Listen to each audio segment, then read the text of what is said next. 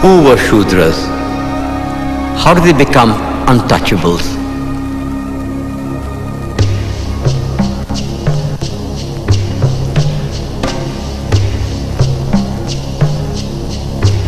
The Purusha Sukta of the Rigveda propounded the doctrine of Chaturvarnya. It says, the four castes emerge from the body of the Creator. The Brahmin, the priest, was equated to the mouth. Kshatriya, the warrior, to the arms. Vaishya, the trader, to the thighs. And the Shudra sprang from the feet. Manu, the lawgiver, degraded the Shudras to the lowest level. Once born and untouchable, he remains an untouchable forever.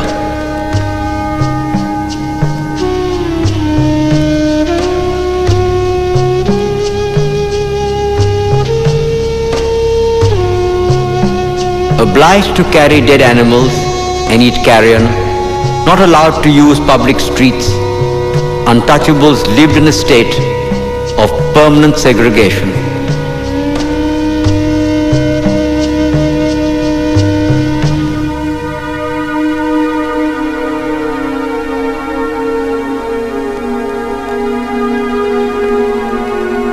During the Peshwa regime, untouchables were forced to string a broom around their waists to sweep away their own footsteps. They were made to wear an earthen pot round their necks, lest their spit pollute the earth.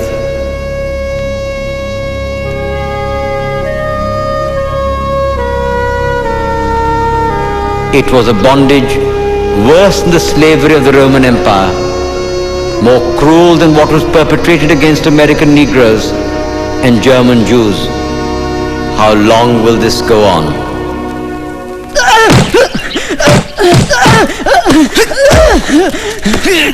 Why did you enter the temple? I was taking shelter.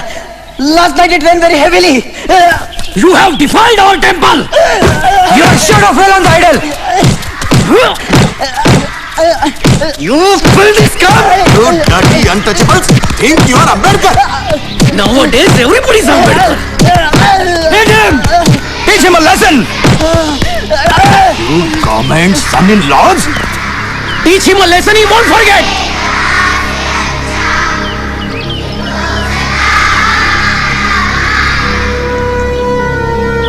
Gautam Mohan का बदला लेके रहेंगे। दलित एकता जिंदाबाद। दलित एकता जिंदाबाद। गौतम मोहन का बदला लेके रहेंगे। गौतम मोहन का बदला लेके रहेंगे। गौतम मोहन का बदला लेके रहेंगे। दलित एकता जिंदाबाद। You entry beyond the barricade Gautam Mohan is का banned. बदला लेके रहेंगे। गौतम मोहन का Please बदला maintain public order. जिंदाबाद। I declare your assembly as unlawful assembly. I order you to disperse. Gautam Mohan का बदला I order you to disperse.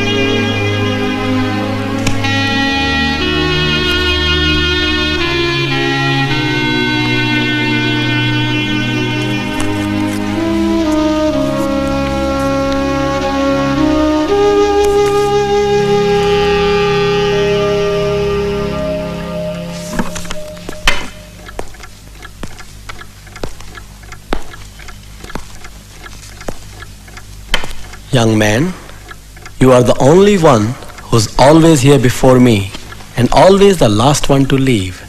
Your name? Bhimrao Ambedkar. Ah, at last we meet. Professor Seligman talks a lot about you. I am Lajpat Rai. Shh. Can we go outside and talk? Our freedom struggle in India. Oh, I'm sorry. Allow me to introduce myself. You need no introduction, sir.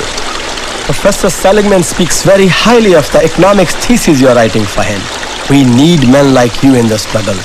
Ambedkar, these are very exciting times.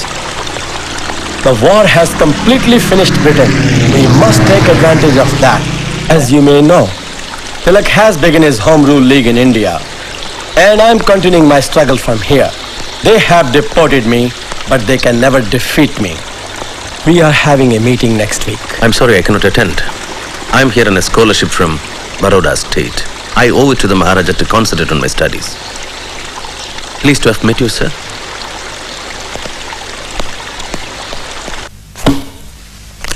You've often heard me say that the purpose of knowledge is not just to understand the world, but to change it.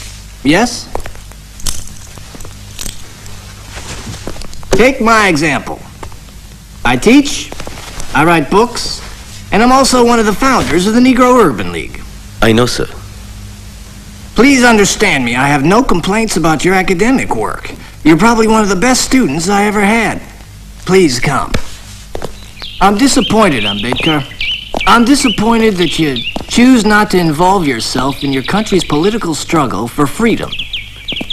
I'm in America to study, not to join Mr. Lajpat Rai's Home Rule League, if that is what you are referring to. I know what my responsibilities are. Of course you do. And none of my business, really, I'm sorry. Well, what's the subject of your anthropology thesis? Castes in India, their mechanism, genesis and development. Ah, when do you present your paper? Next Tuesday. Well, good luck to you. Thank you, sir. Couldn't sleep last night thinking about what you told me. I just don't get it. It's so unreal. They literally won't touch you. That's the least of it. At least you have the We freedom. got no freedom. What are you talking about? Hey! Quit your jabbering. We got a restaurant to open in 2 hours. Get to work. Quick, quick! At least you have the 14th Amendment. Fat lot of good it's done us.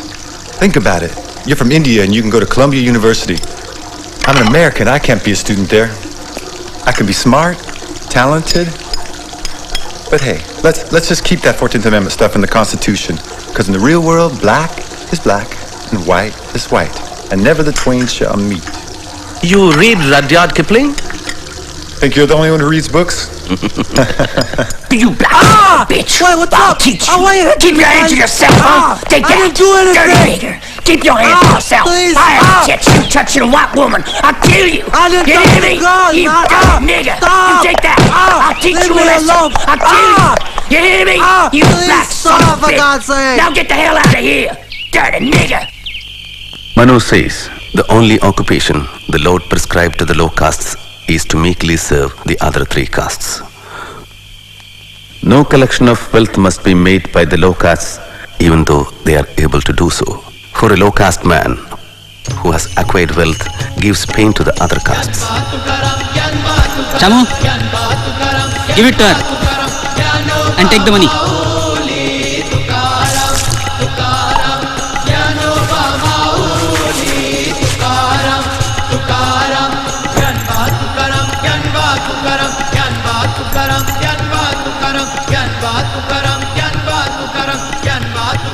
The low caste must never speak to the high caste, say from far away, and when they pass must utter loud cries, and whosoever hears them must leave the road till they have passed.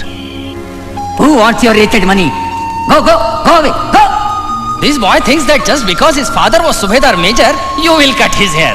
Army or no army, Mahar is a Mahar. But you're cutting up buffalo's hair. So, you're worse than buffaloes, donkeys and dogs. The high caste must never read the Veda in the presence of low castes. If the low castes hear the Veda, their ears should be filled with molten lead. If they utter the Veda, their tongues should be cut off. Viva! Viva! The teacher said no Brahmin worth his salt will defile the language of Vedas. Didn't I tell you to go straight to the principal? I did. You said things will be different in Bombay. Stop crying. Stop crying. I say stop crying. Goats are used as sacrificial offerings, not lions. Stop crying. You are the son and grandson of Subedar Major. Mind well.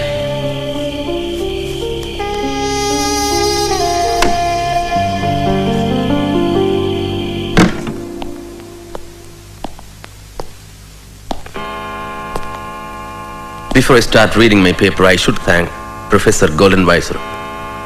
Thank you, sir. Castes in India.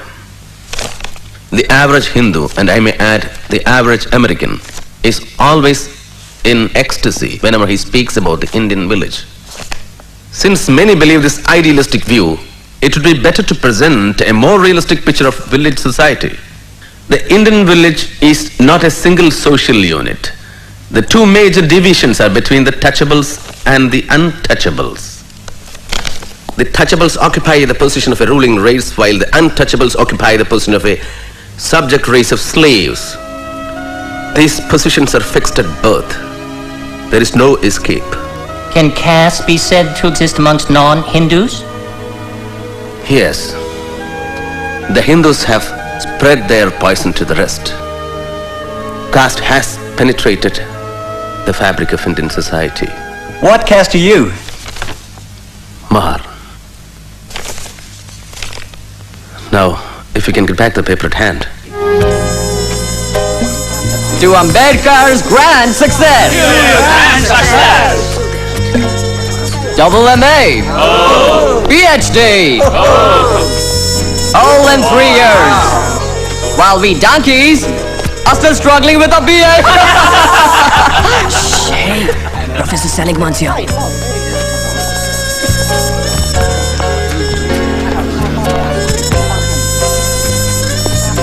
Sir? Ambedkar. I have a letter for Professor Sidney Webb. Very kind of you. Where's your class? I don't drink, sir. Oh, such a nice boy. I want to hear from you after you finish your thesis. I'm writing the preface, don't you forget. Don't ask any of those London chaps. Daisy, Daisy, give me your answer too. I'm half crazy over the love of you. Lajpat Rai might not understand you, but I think I do. Your struggle has been much, much harder than his. Well, goodbye, good luck.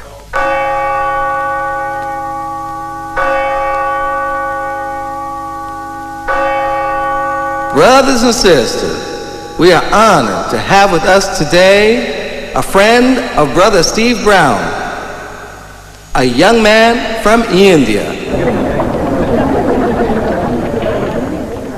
His people, Steve tells me, have been struggling under a terrible yoke. They have been enslaved like us for countless generations.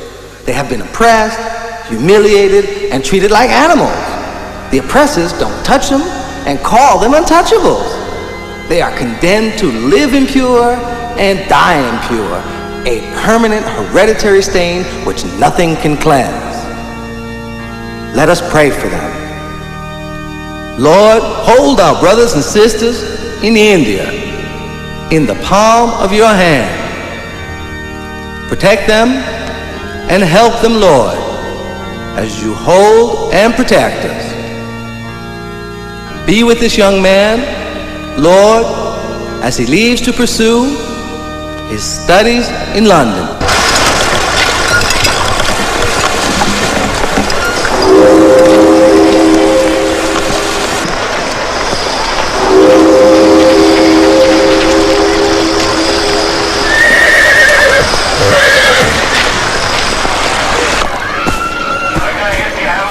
Why did you leave America?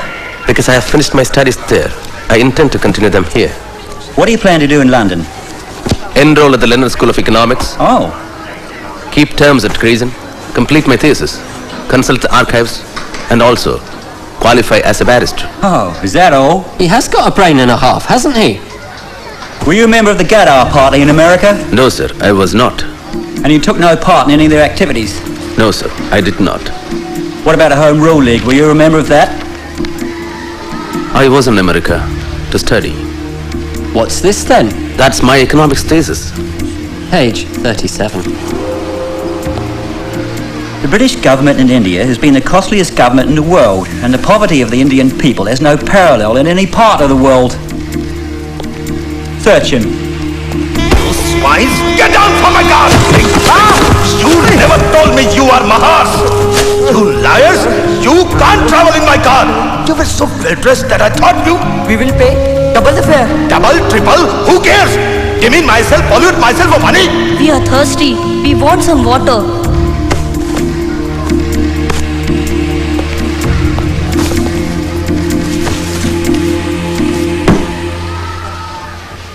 Welcome to London.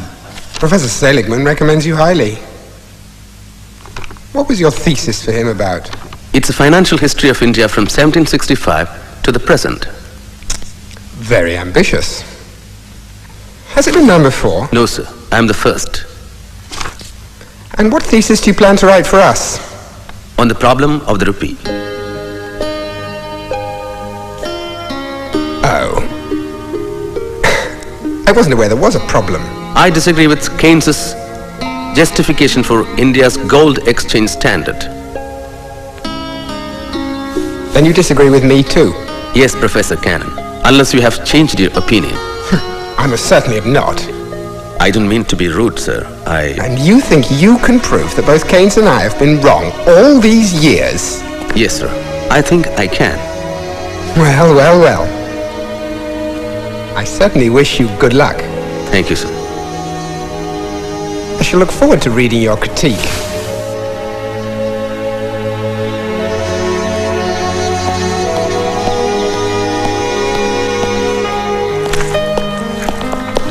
Ah, first man in. You know, you don't have to be so anxious. Relax. Sleep late one day. There are plenty of books. They won't run away, you know. There's plenty for everybody. I'm sorry. You won't understand.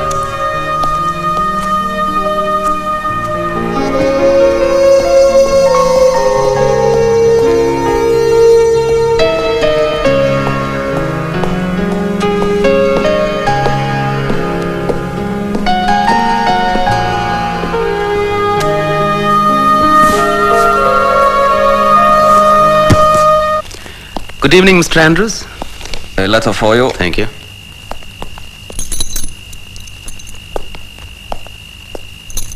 What about this week's bill? Tomorrow. Our son died yesterday. I'm sorry to give you this news. He fell ill. There was no money to treat him. Do not disturb your studies on account of us. Take care of your health. Everyone remembers you here.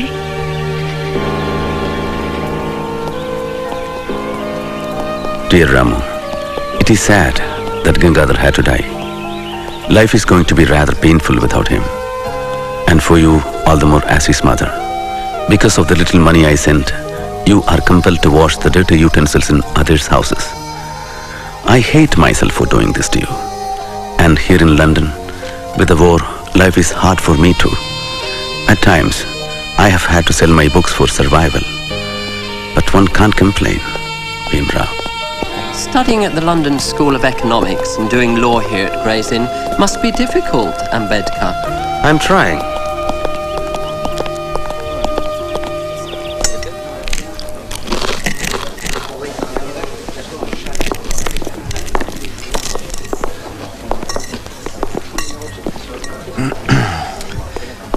My friends here don't believe me, so perhaps you could enlighten them. Isn't it true that Indians eat with their left hand because they wipe their posteriors with their right? Well? Is it true that the English bathe just once a week? Of course, this is just a rumor. I'm sure it can't possibly be true. My dear fellow, may I remind you that you are a guest in this country? I thank you for your kind hospitality.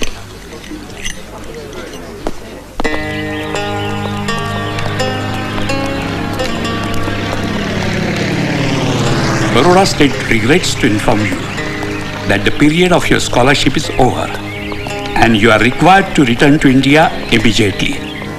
As per the bond, you had worked for the Baroda State for 10 years. Diwan, the Baroda State, India.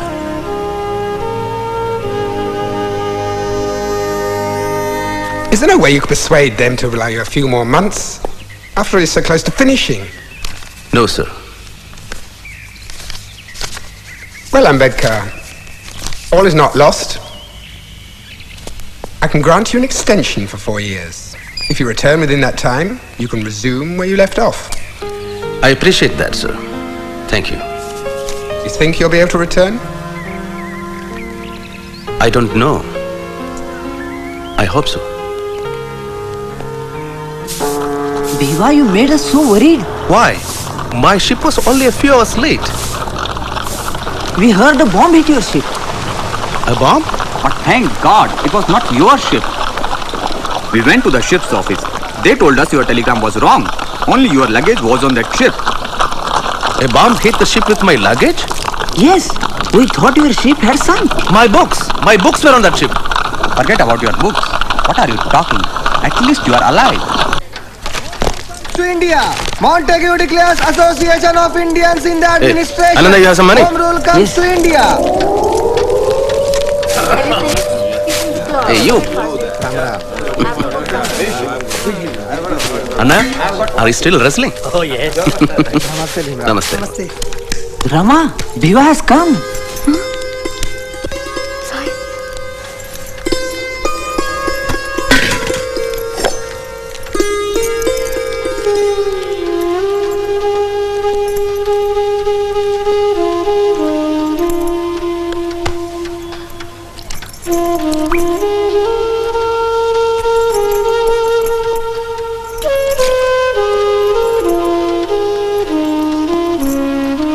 Shukriya.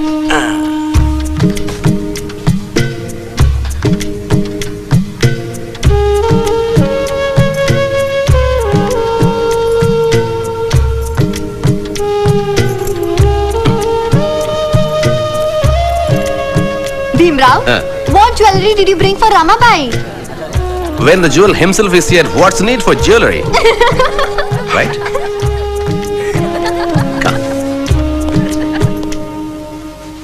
I tried everything to save our son. But there was no money. I was so alone. I needed you so much.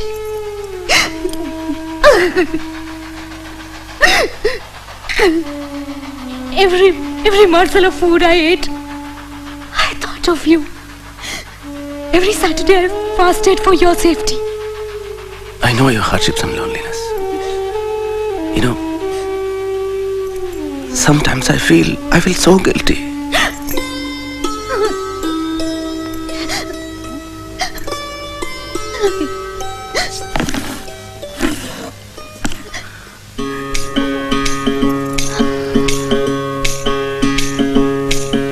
कबीरा कहे ये जग अंधा, कबीरा कहे ये जग अंधा।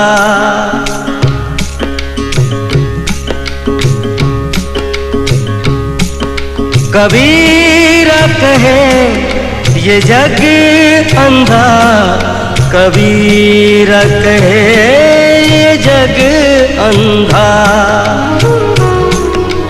अंधी जैसी गाय बछड़ा था सो मर गया अंधी जैसी गाय, बछड़ा था सो मर गया झूठी चाम चटाए।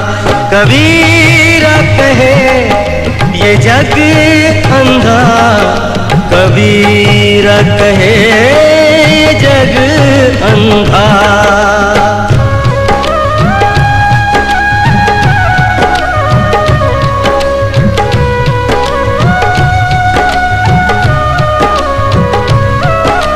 गगन घटा कहरानी साधो, गगन घटा कहरानी साधो, गगन घटा गहरानी। पूरब दिशा से उठी है बदरिया, ओ पूरब दिशा से उठी है बदरिया। रिमझिम बरसत पानी, रिमझिम बरसत पानी। पूरब दिशा से उठी है बदरिया, रिमझिम बरसत पानी, ओ रिमझिम बरसत पानी। अंधी जैसी गाय, बछड़ा था सो मर गया झूठी चाम चटाए। कबीरा कहे ये जग अंधा, कबीरा कहे ये जग अंधा, कबीरा कहे ये जग अंधा, कबीरा। I hope all your studying is finished now.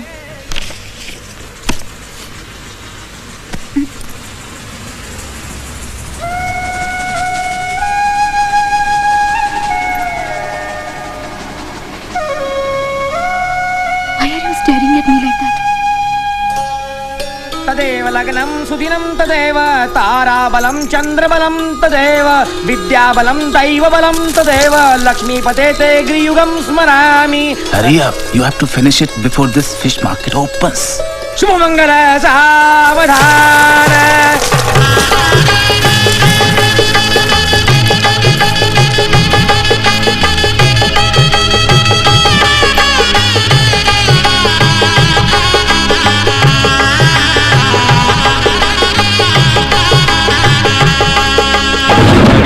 पर्दा छोड़ दे हो,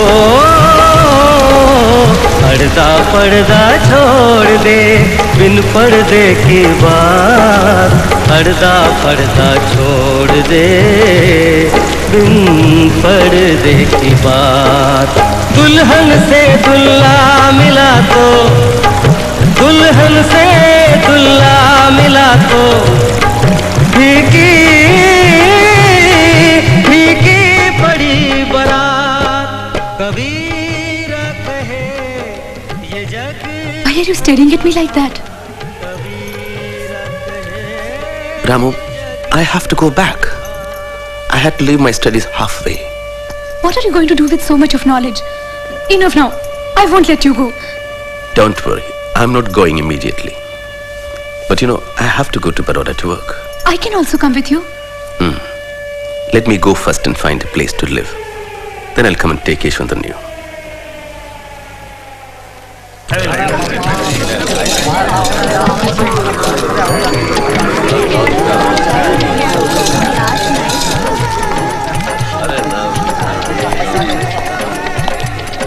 I want a room. Your name, please? Bhimrao Ambedkar. Hindu, huh? Caste? Mahar. Sorry, I don't have a room. At least for a week. You want to close my hotel? Try somewhere else.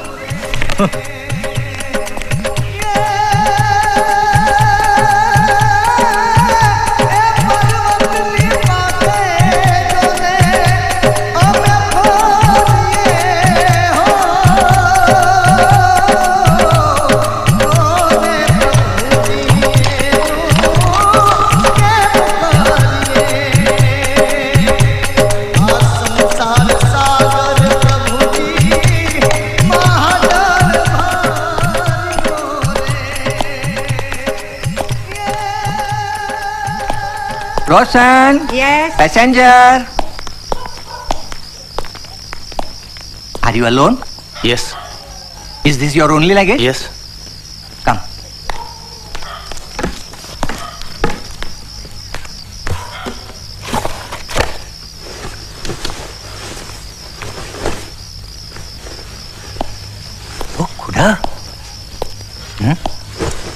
Roshan, Roshan, Roshan.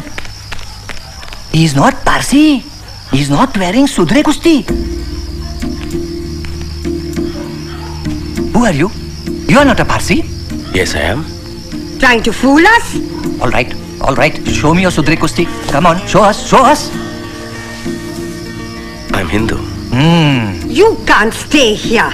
This dharamsala is maintained by the community for the use of Parsis only. I see your difficulty. I can assume a Parsi name for the register. You will also gain something if I stay here. I leave as soon as I am sanctioned a house. I'm an officer in the accounts department of Baroda State. Oh.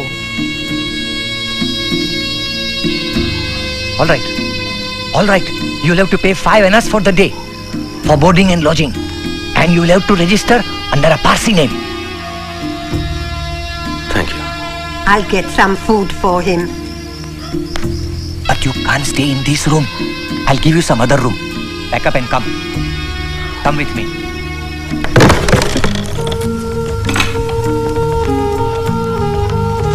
Come. This is where you'll have to stay. All right?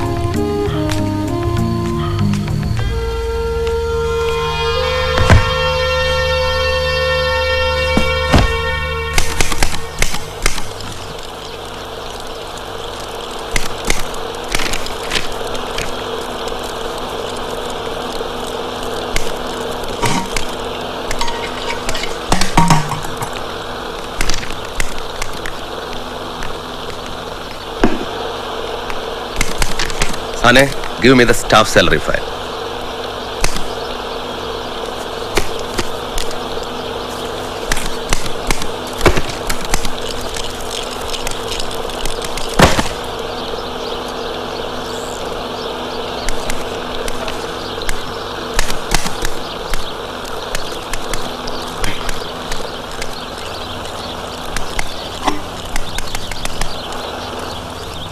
Will you fetch me a glass of water? Didn't you hear what I said? There is no water.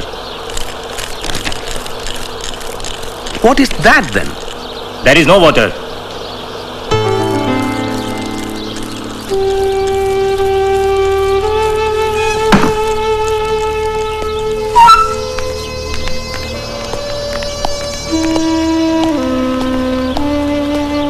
Look here. You might be a senior officer, but you can't touch this water. Maybe the Maharaja should hear about this. Yes, yes. Go and tell him. We are not scared. This is our religion. If the Maharaja wants you to drink water, let him bring it from his own palace. He is a Maharaja. He can do whatever he likes. He can employ dirty, untouchables like you. Yes, I remembered. But you know what happened? But I didn't get 3% marks in economics like you, Mr. Mukherjee. That too, Seligman said he was granting Mukherjee 3%. I didn't know that. Because he didn't want to discourage me. Actually, I deserved 0. Dr. Ambedkar, I am Jahangir Umrigar. Hello. Secretary of this officers club. May I have a word with you? Of course. Excuse me. Oh, yes? Please come, sir. We have received your application letter. We will be pleased to admit you to this club, but only on the following conditions. You will have to sit at your own separate table. You can use your own cutlery, serviettes and crockery. And only one of our waiters, Makbul Ahmed, is willing to serve you.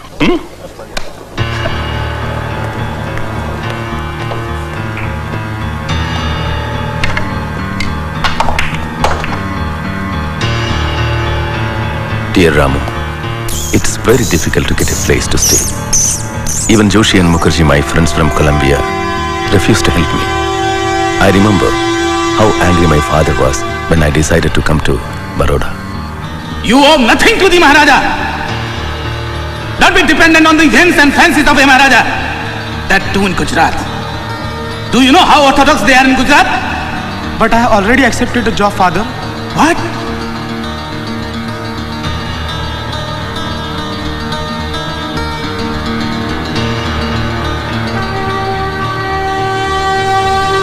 I remember I received a telegram about my father being critically ill. I missed my train, but somehow reached Bombay.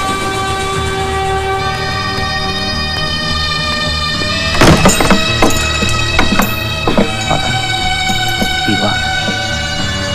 Huh? I was waiting for you.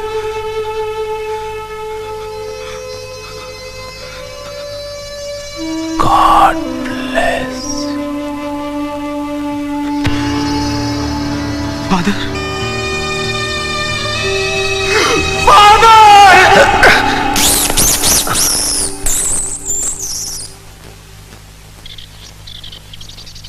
એમ કરી શકે એવન કરી કેમ શકે એવન રામજીને છૂટ પડશે આજે પેલો માણસ કોણ છે એને બોલો બોલો એને બોલો મેડમજી નહીં મને જોઈએ મેડમજી You son of a swine, you fraud, you liar. How dare you take a Parsi name? We know who you are. You are a Hindu and that too an untouchable. What do you mean by staying here? When do you intend to vacate? Please let me stay for just one more week. By that time, I would have found another. Nothing doing. You get out at once. You better pack off and get out by evening or else. If we find you here tonight, we are going to break your head. Understand?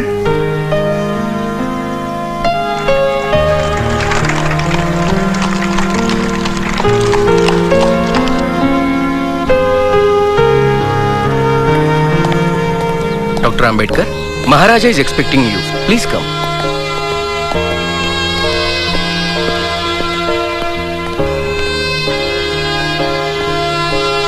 Ambedkar, come in, come in. I have been very proud of you, my boy. Very proud of you. I did cast in India. Excellent paper. Excellent. Thank you, Your Highness. Sit. So, what can I do for you?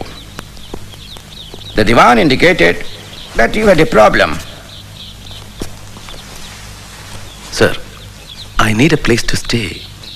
Ambedkar, I understand your problem, but you must understand mine. I have to go slow. As it is, I have caused a revolution by employing you here. You cannot expect to blow up the entire mountain of caste in a day or two. These things take time.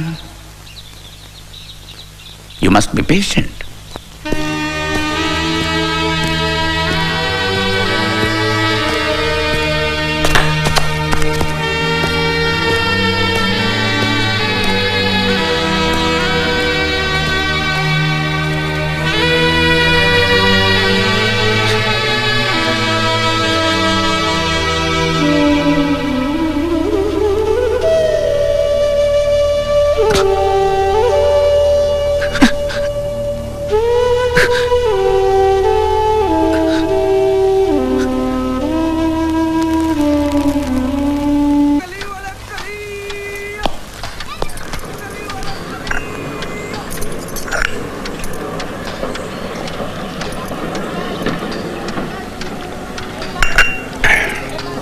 How people can be so cruel to you.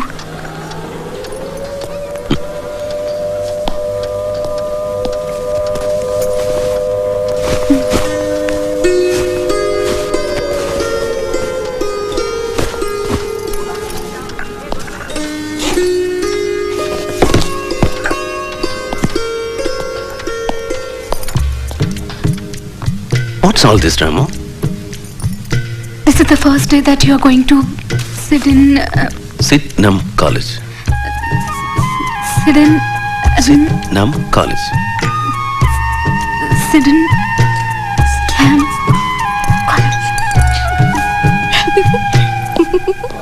Listen, what's a boring untouchable going to teach us? Wait till my father hears about this. Think what this buffoon is going to speak in English. I'm Professor Ambedkar. I'll be your lecturer in political economy. In case you are wondering what could I possibly teach you, allow me to introduce myself. I have an MA and PhD in public finance from the Columbia University in New York. My thesis covered the financial history of India from 1765 to the present. In addition, I am working towards an MSc from the London School of Economics. If any of you feel that I am not qualified to teach you and would like to leave, feel happy to do so now. So, let's begin.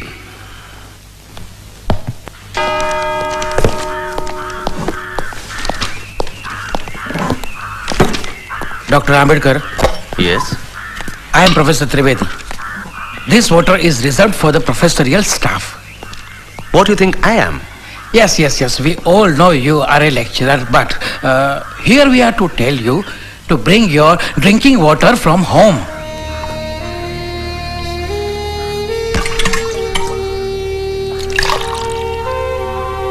If you learned professors have any objection in my drinking this water, I suggest you to bring water from your home.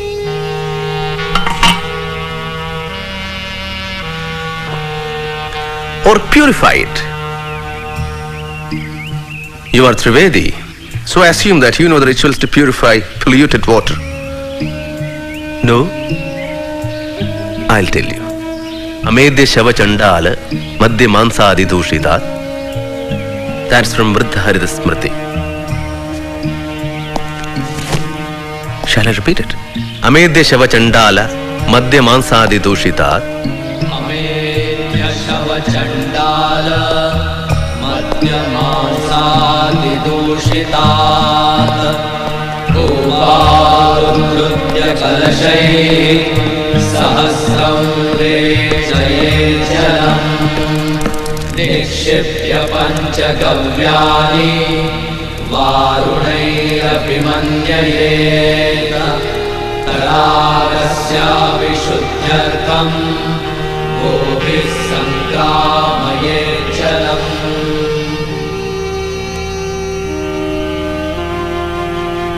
Home rule is as much the birthright of a Mahar as that of a Brahmin. And unless and until this attitude is adopted, the day on which India will have home rule is distant. A Swaraj, where there are no fundamental rights guaranteed for the depressed classes, will not be a Swaraj for us. It will be a new slavery. A Mahar. Oh, what a powerful statement, huh? Diwan Sahib, do you know who is the writer of this anonymous letter? No, Your Highness. Dr. Ambedkar. Dattoba Pawar told me. Dr. Ambedkar is starting a fortnightly. And he needs some help. Yes, Your Highness. I agree that with uncompromising courage you are trying to eradicate the evil practices created by this caste system and to help liberate the lower classes from the unjust dominance of Brahmins and the priesthood. But still, let us not hurry in this case. No, Diwan Sahib, no. We must encourage Dr. Ambedkar in every possible way. Yes. We will help him to start his fortnightly. Mook Nayak, leader of the dumb. Kitti Sangutula, Kitti Sangutulag, Kitti Sangutulag, Kitti Shivacharkar, take this down. India is a home of inequality. Hindu society is just like a tower which has several stories without a ladder or an entrance. One is to die in the story in which one is born.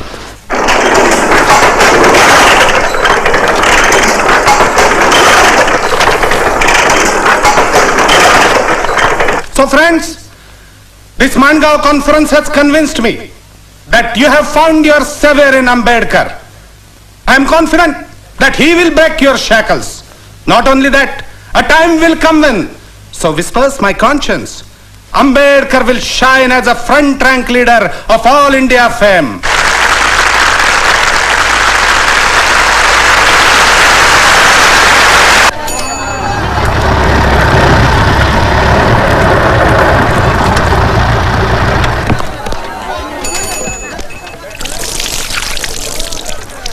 Yama, somebody's calling.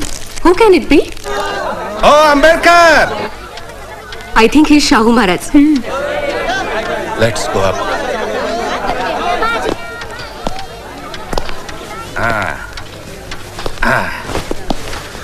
Maharaj, please sit. Ambedkar.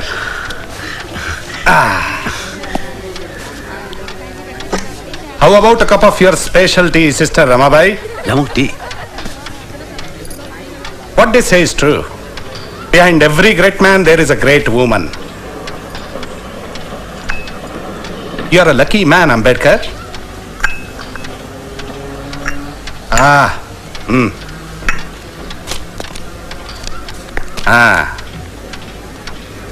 I have a contribution for your London studies. Open it. Thank you, sir. Wonderful. So, come on. Let's go to Muknaik office.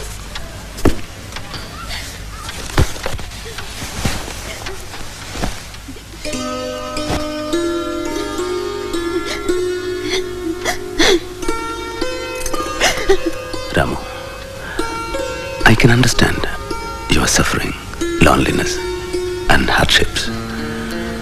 But I have to complete my studies. It's only a question of 2 years.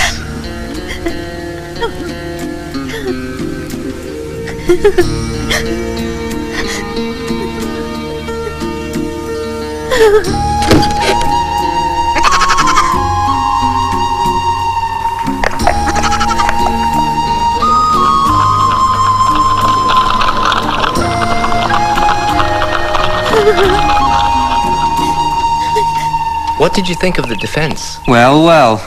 Look what the cat dragged in. Oh, Ambedkar.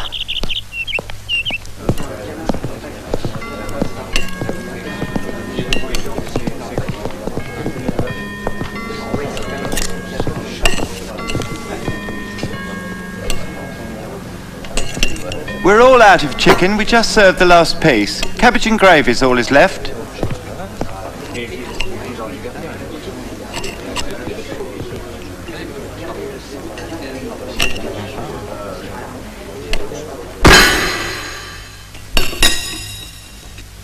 What's the matter?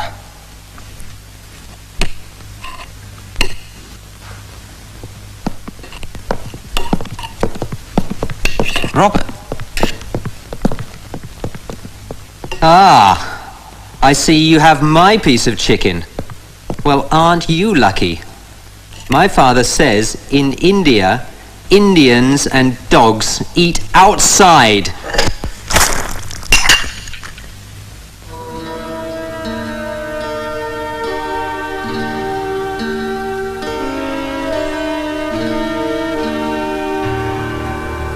Apologize. Apologize.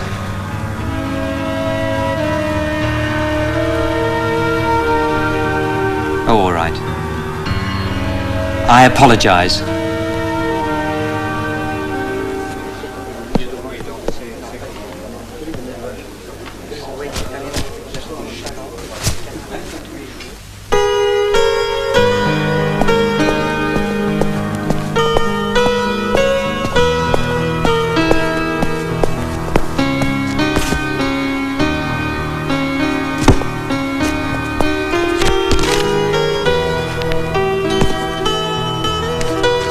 You drop this.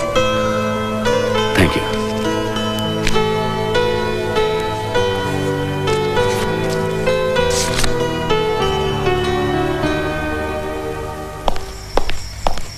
Good news. Wonderful. Didn't you hear? Prince of Wales's visit to Bombay? No. What about it? Down shutters everywhere. Black flags. Gandhiji made a huge bonfire of British cloth. There are other things Gandhiji should be burning. Like what? Asnodkar, there are 50 million untouchables in India with no civic, legal, political or moral rights. But you see, the British have to leave first. Everything else will follow. Yesterday, you boys had your lights burning till 9:30. I can't afford to have you lit up all night like Piccadilly Circus. You've got 10 minutes till 9 o'clock and then lights out.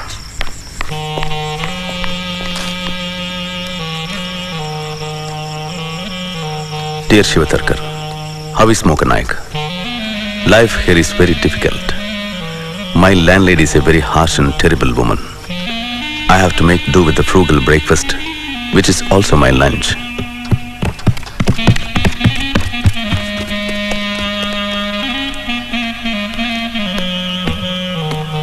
the quiet nights here in London, I can hear Balaram Bhau's clarinet.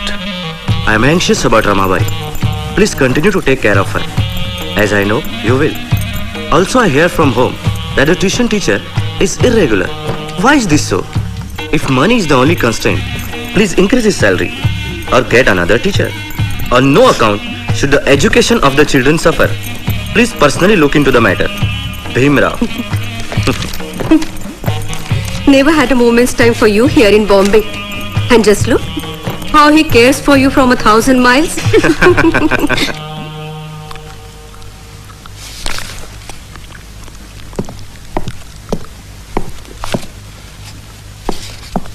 Excuse me, you can eat here.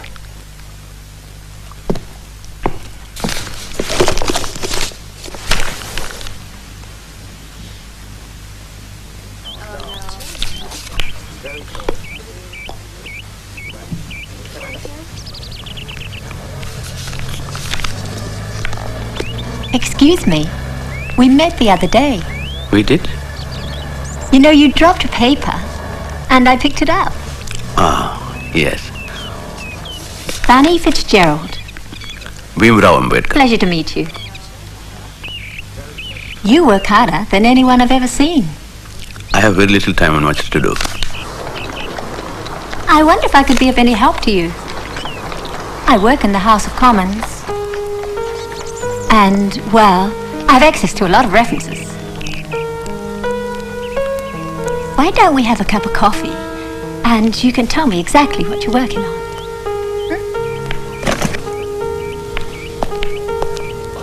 It'll just take 10 minutes and then you can get back to work. What's the matter? It's not that. I have no money. My treat. Oh, come on. It won't bankrupt me, I promise. Good evening, Ambedkar. Good evening. I read your Mook Nayak, Dumb Hero. I like your writing, but I don't like your ideas. That doesn't surprise me. By the way, you know, Shah Maharaj is dead.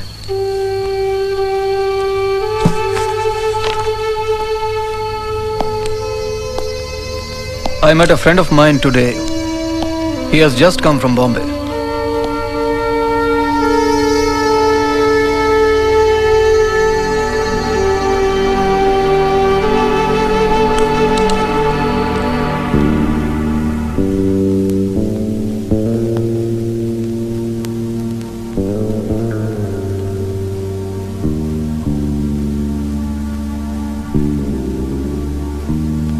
For as in Adam, all men die. Even in Christ shall all be made alive.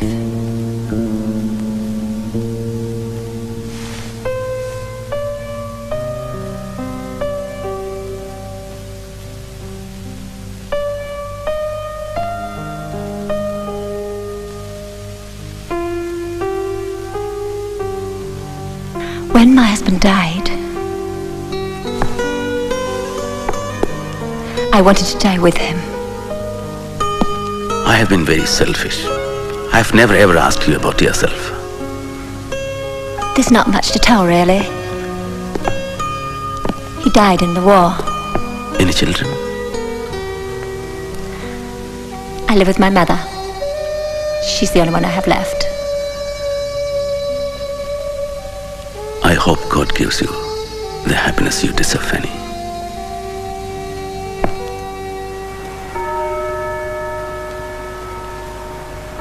Bhimrao Ramji Ambedkar.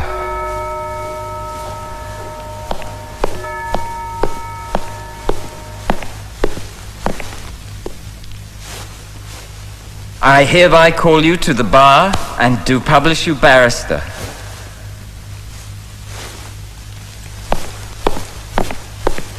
A toast to the new lawyer. May he fight the good fight with courage and lots of success. May God bless my friends and keep them away from all harm. Beam, I have a gift for you. It's a Bible. A Bible?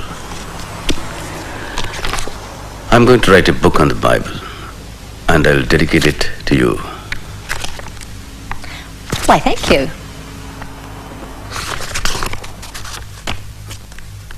Ambedkar, I expect you thought I called you in to congratulate you on your thesis. I'm sorry to disappoint you, but you're going to have to rewrite it. We have no quarrel with your conclusions, you understand. I personally think that they're wrong, as do the examiners. However, we would never ask anybody to alter their thinking just to suit ours. So you may keep the same conclusions, Ambedkar. But what does need to change is the tone of the piece, your language. This is an economics thesis, not an exercise in empire bashing.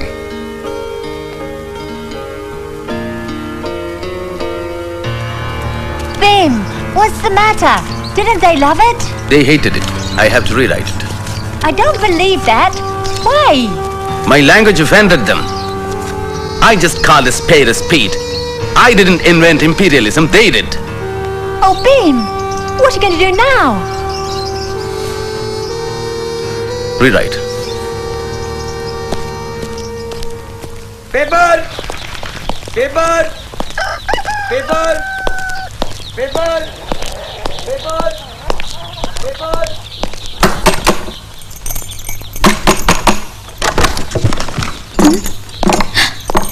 Sahib, it's a surprise. Let me in from Lakshmi Vahini. No, wait. Let me meet you first. How are you?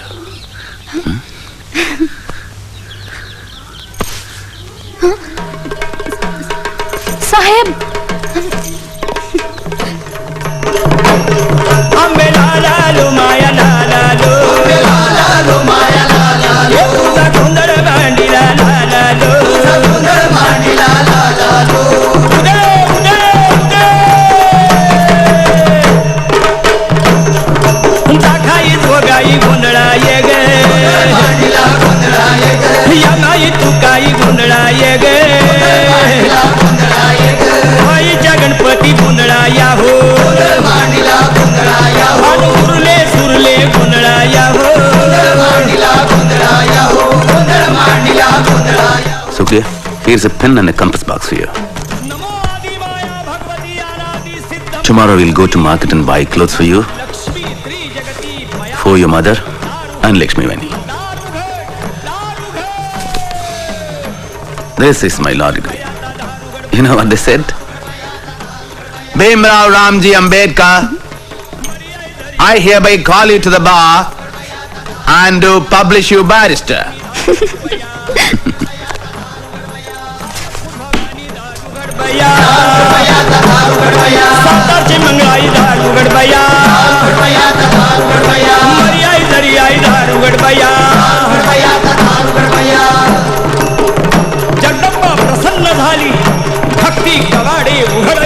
Why don't you wake yourselves up? My heart breaks to see the pitiable sight of your sad faces and hear your sad voices.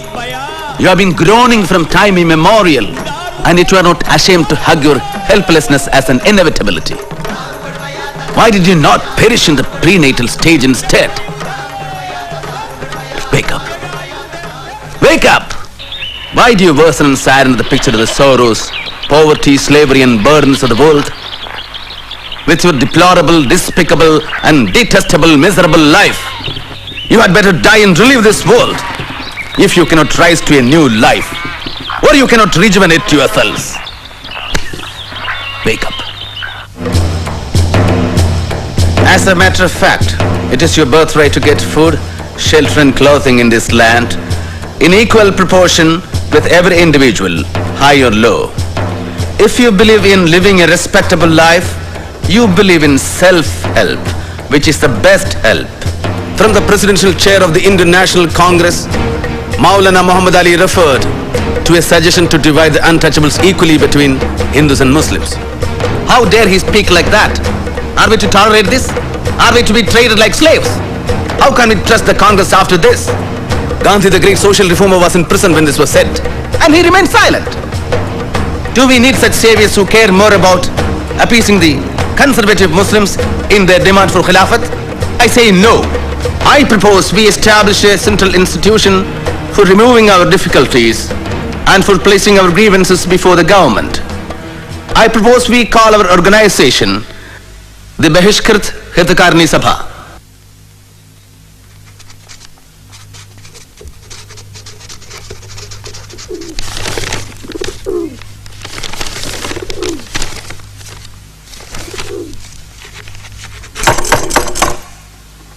Sahib? Sahib? Sahib? Sahib?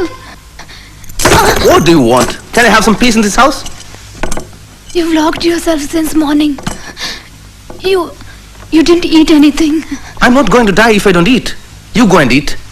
Please leave me alone for a while.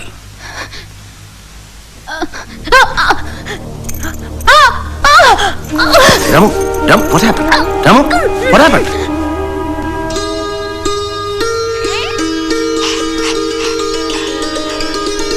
Dear Datoba, our son Rajrathan has brought joy to my hectic life. When I see him, I remember my father's fondness and love for me. I'm happy to see him around. I'm trying my best to establish myself as a good lawyer. Yet being low caste makes things all the more difficult. But then, Rajrathan is our comfort. Bhimrao! Bhimrao, Rajrathan is very serious. Please hurry up.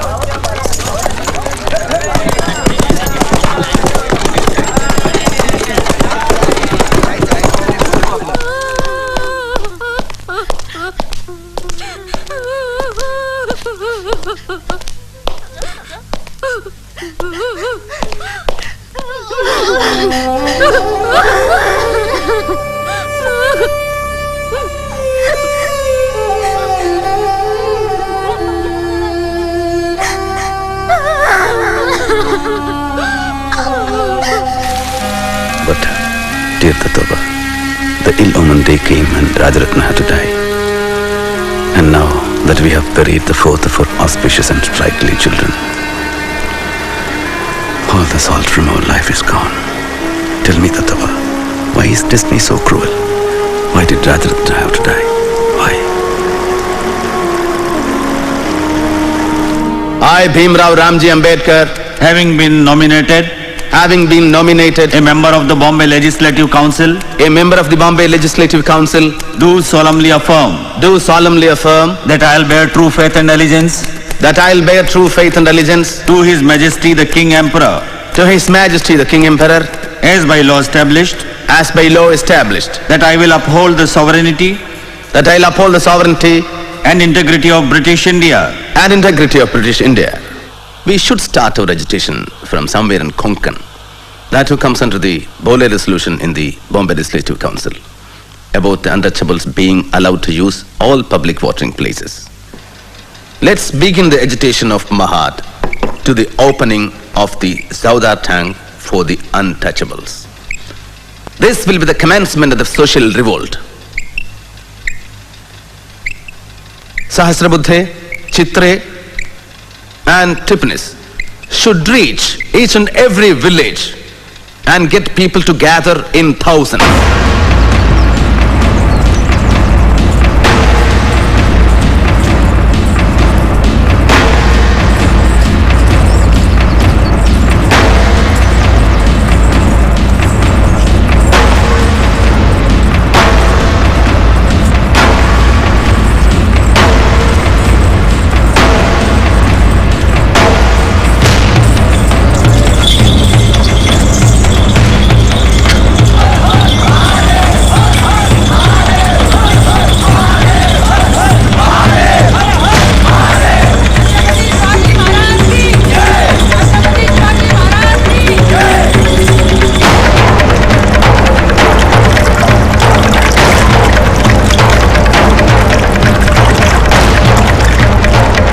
Finally, they have hired a tamasha theatre for the conference.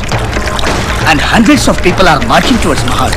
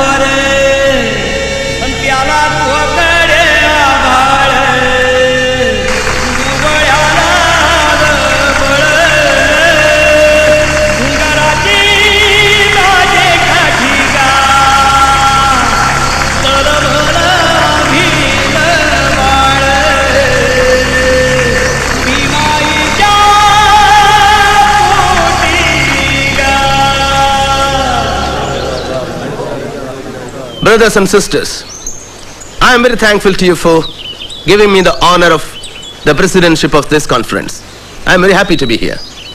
I learnt my first alphabet at the Dapoli school. One always remembers with fondness the place where one has passed one's childhood. But I am very sad too, for we go on bearing injustice. My advice to you is, let us throw away the dirty lifestyle imposed upon us by high caste Hindus who condemned us to live in this hell. So, educate, agitate, and organize. Have faith in yourself and learn to be clean. I therefore ask you to take a solemn vow to renounce eating carrion and thrown out crumbs. Educate your children, inculcating them the idea that they are destined to be great. For ours is not a battle for wealth and power. It's a battle for freedom and self-respect. And with justice on our side, I do not see how we can lose the battle.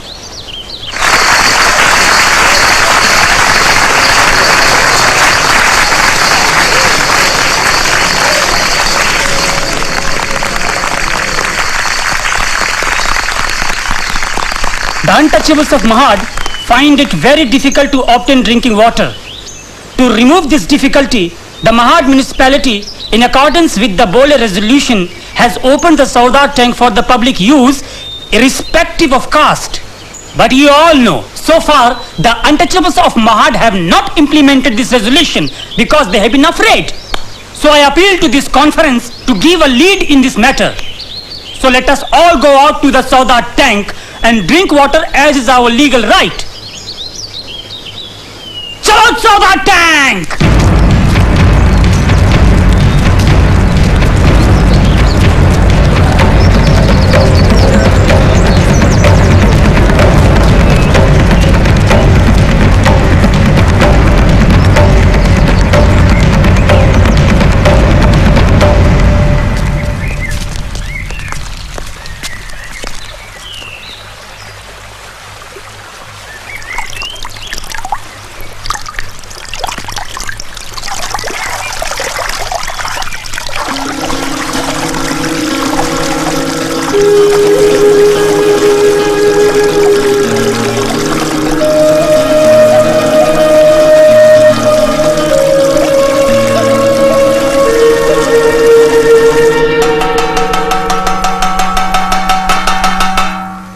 Listen everybody! They have defiled the tank! Now they will enter the Vireshwar temple! They have defiled the tank! They will enter the Vireshwar temple!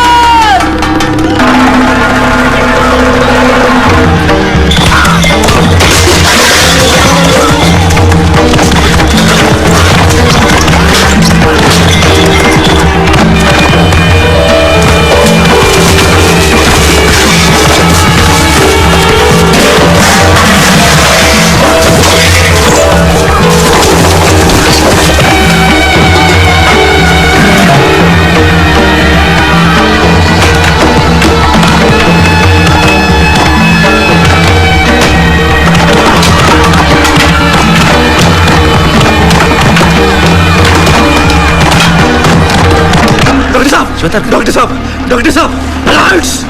Riots? Yes, they are armed with lathis and they are brutally beating our people. It's chaos, confusion. Doctor Saab, please stop them.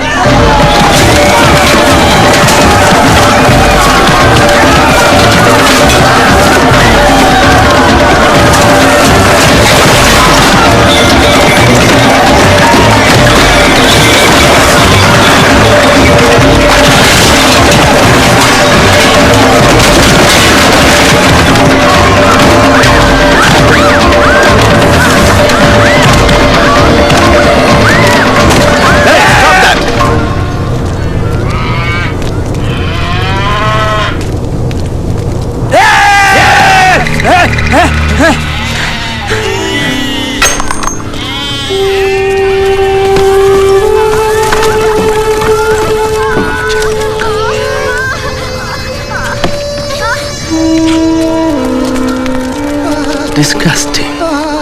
Inhuman. How could they be so brutal? Dr. Ambedkar! Yes?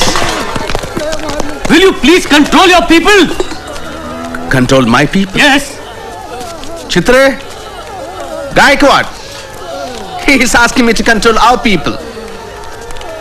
Alright, I control my people, you control the rest. Alright. Are you planning to enter the temple? Temple? Yes. Our conference is over. We have dispersed peacefully and we always follow the law. And the tank is open for all by the law. You give us orders! Be silent! Be silent! I appeal to you for calm and peace. We have proceeded lawfully thus far. Let's not take law into our own hands. We do not want to lose any more destruction and bloodshed. Return to your villages peacefully. I beg of you. Please.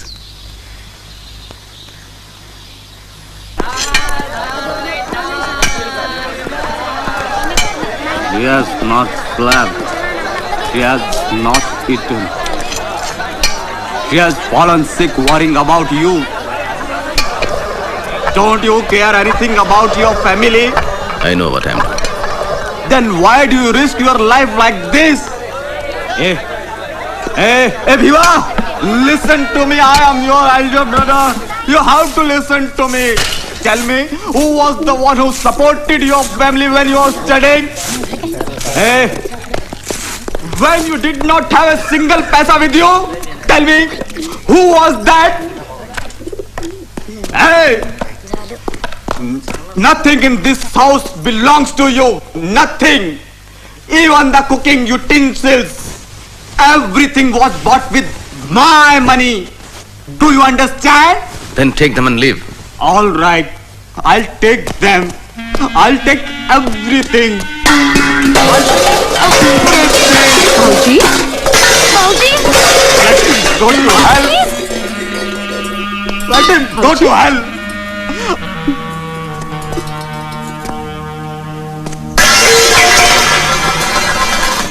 All right. I will never set my foot again in this house. Never again. All right? Never again shall you see me. I want to live alone. Bauji, have you eaten? Yes.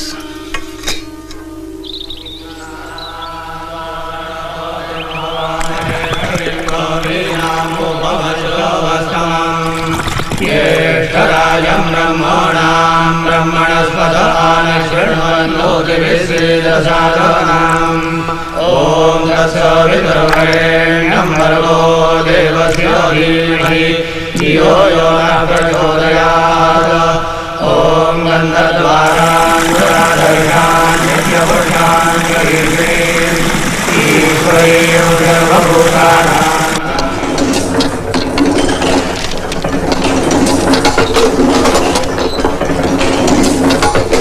Dear readers, as Smoke Naik had to be closed, I am starting a new fortnightly, which is to be called Bahishkar Bharat, to voice the grievances of the depressed classes. I would like to appeal to the other subcastes to unite as one to strengthen the Satyagraha of Mahad. Here is a telegram from America congratulating you. It says you have ignited the spark of the unprecedented social revolution. Do they know that the tank is purified? There is one more telegram from Banaras. We strongly protest your action and challenge you to repeat it at your own peril. अरे यार 2 चाय ले 4 number पे Farooq bhai, give us something to eat. How is Bahishkar Bharat doing? All copies sold out. Good. How was the council meeting? Stow me. Then, tell me, what is the position, Mahad? More? Dr. Saib, they have proclaimed boycott on all who came to Mahad. In all villages, our people are facing extreme harassment. They refuse to sell them corn. Pick quarrels on some pretext or the other. Many have been jailed. I myself was beaten up. And they are facing threats and atrocities. And in Mahad, the municipal council has passed a resolution saying that the Chaudhar tank will not be open to untouchables. Deadly diseases require drastic remedies. Friends, there is a letter from Mr. Zavalkar, the leader of the non-Brahmin movement. It says, we the non-Brahmin leaders of Maharashtra declare our wholehearted support for the Satyagraha on condition that all Brahmins should be weeded out from it. The view that all Brahmins are enemies of the untouchables is a wrong view. I do not hate Brahmins personally. I hate the spirit of Brahminism, which may be found in Brahmins and non-Brahmins alike. It has been resolved that December 25th and 26th, 1927 will be the dates for the Satyagraha at Mahad. Har Har Mahadev! Har Har Mahadev! Dr. Bhimrao Ambedkaranta! Dr. Bhimrao Ambedkaranta! I am Farron, police superintendent here at Dr. Ambedkar. The collector would like to see you.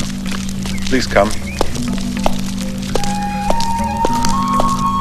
Brothers, while you march in Mahad, observe strict discipline. Satyagraha loses power if there is no discipline. You lead them, Chitra. I'll join you. Sahasrabuddhe, come with me. Chalo Mahad! Asprishyata! Asprishyata!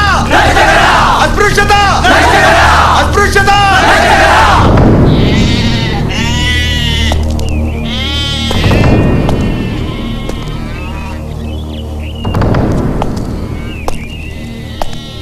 I do not want anyone near the tank.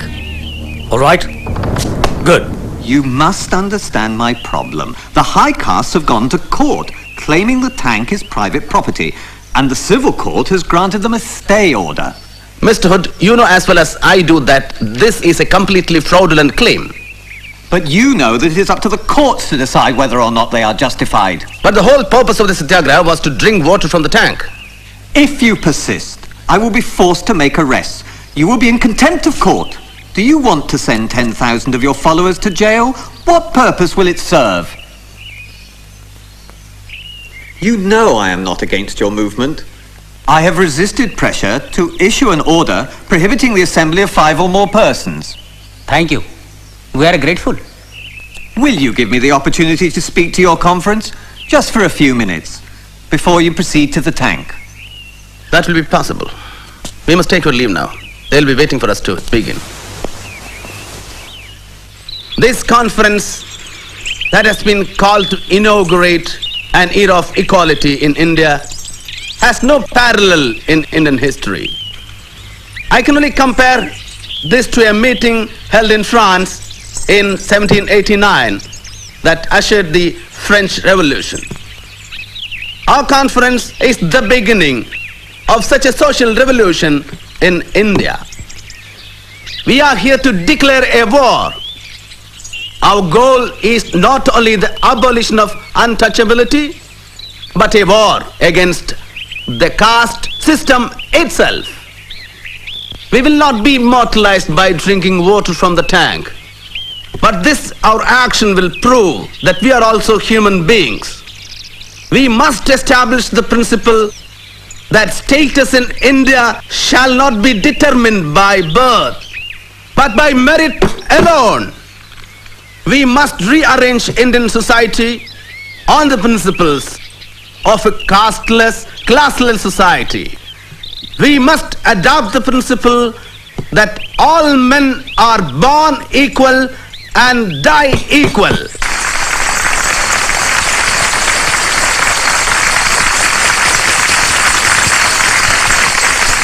Let's destroy the authority of the ancient Hindu scriptures that abound in inequality. Brothers and sisters, religion and slavery are not compatible.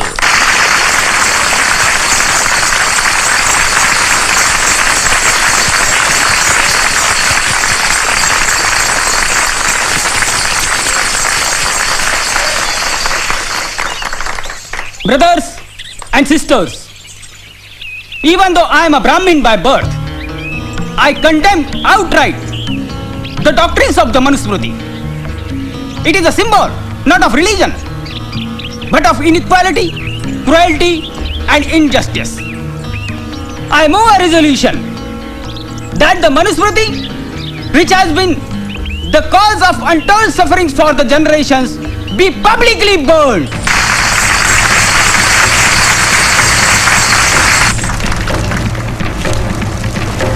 क्षुद्रतु कार्ये दास्यं कृतभकृतमेव वा दास्याय वै सृष्टोऽसौ ब्राह्मण्यास्य स्वयंभुवा वैश्य शूद्रो प्रयत्नेन स्वानि कर्माणि कारयेत् सौहिचितो स्वकर्मभ्य क्षोभयेतामिदं जगत् न स्वामिना निसृष्टोऽपि शूद्रा दास्याद् विमुच्यते निसर्गजं हिततस्य कस्तस्मात् दपोहति.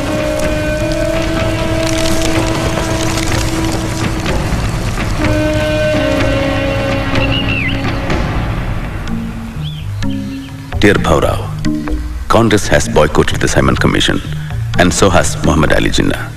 But I am determined to attend it in spite of all the anger and fire against me. During this crisis, I miss Balaram Bhau. He would have supported me had he been alive.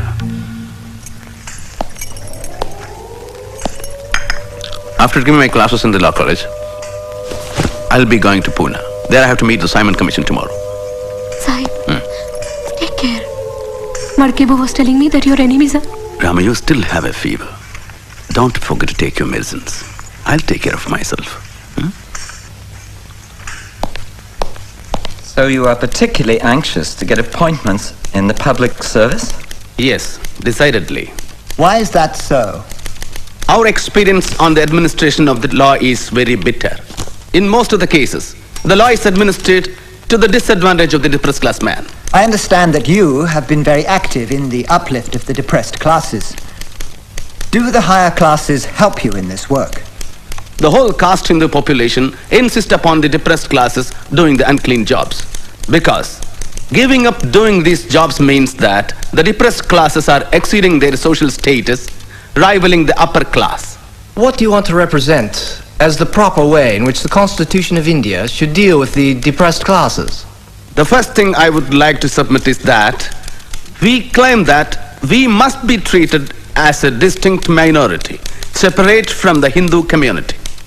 Secondly, the depressed classes minority needs a far greater political protection than any other minority in British India, for the simple reason that it has been kept educationally ever backward, economically poor, socially enslaved, and suffers from grave political disabilities from which no other community suffers. So we claim reserved seats if accompanied by adult franchise. And if there is no adult franchise? Then we would ask for a separate electorate, certain safeguards regarding the education of the depressed classes and their entry into public service. Mr. Solanki, do you keep the same view? Yes, of course. If the details of the scheme which you've laid out were to be introduced into the Constitution of this country, would it not lead to perpetual class war? It might. But it would depend on the attitude of the majority, Sir John. Therefore, you would not, as a sagacious statesman. I do contemplate and I do desire the time when India shall be one. And I believe that a time will come when all these things will not be necessary. But again, it would depend upon the attitude of the majority towards the minority. How many members of the depressed classes practice at the bar? I am the only one. Any more questions, gentlemen? Thank you, Dr. Ambedkar, Mr. Solanki. Thank you, Major Atlee. Simon! Simon! Go back! Go back! ब्रिटिशांचे हस्तक! Ambedkar! Ambedkar! ब्रिटिशांचे हस्तक! Ambedkar! Ambedkar! Ambedkar! Dr. Sahib, don't you think that those who are clamoring for the independence of the country have inconsistent attitude? Yes, of course.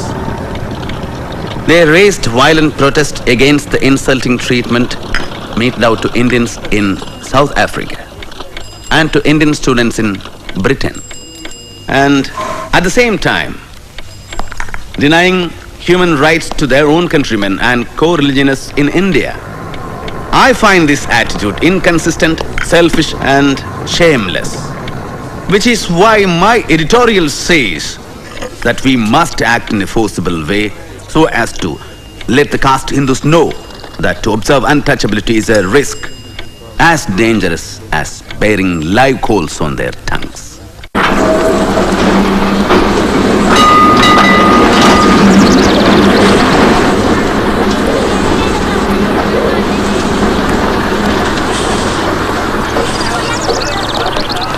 The untouchables will try to enter the Kalaram temple in Nasik. And if this is opposed, we will insist on Satyagraha. Naik, the political rights of the untouchables are more important than the temple entry. We just want you to lead the movement. We will take all the responsibilities. All right, Bhaurao. Then send a notice to the trustees of the Kalaram temple about the Satyagraha.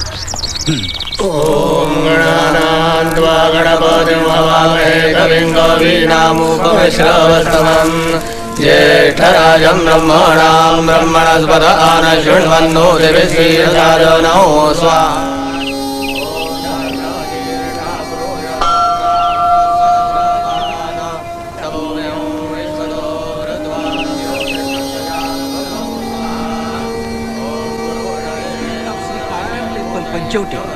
are not the owners of the temple. They have no right to interfere in the traditions. Since the inception of the temple, our ancestors were appointed as the priests, and we are following them honestly. We, the priests, are the supreme powers of the temple. If the trustees use their rights in a wrong way to defy the purity of the temple and allow the untouchables to enter the temple, we will strongly protest.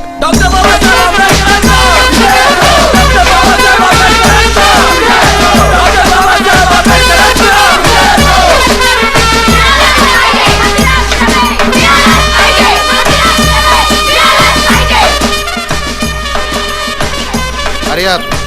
Hurry up! Close all the doors now! मंदिरात प्रवेश! मंदिरात प्रवेश! Doctor Babasaheb आंबेडकरांचा! आधी जमाना बाबासाहेब आंबेडकरांना आबाच्या कुलदैवताला आणि मग महात्मा ज्योतिबा फुल्याला आणि तसं छत्रपती श्री शाहू राजाला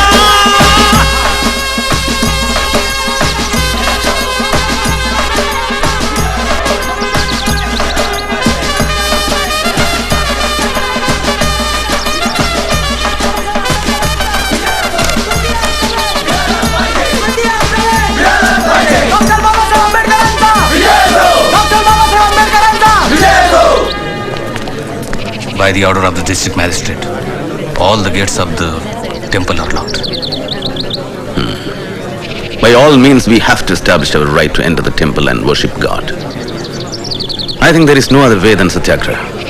Bhaurao, post our people at all four gates, south, north, east and west. We should be the first people to enter the temple when it opens.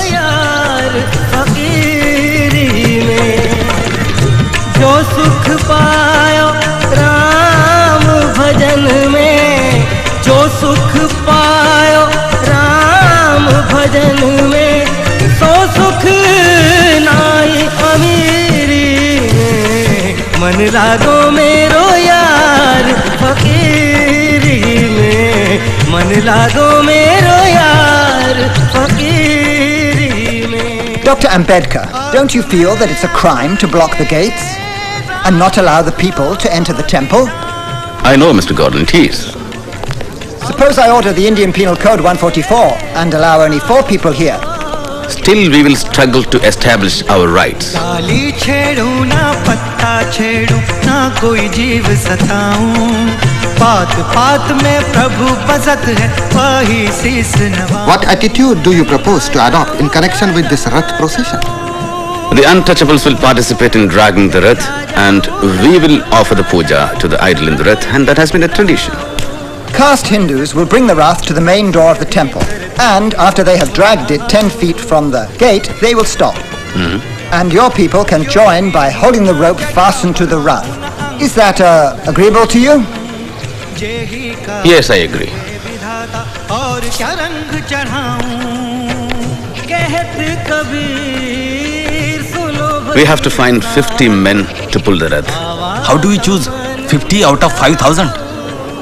Choose the hefty and able-bodied.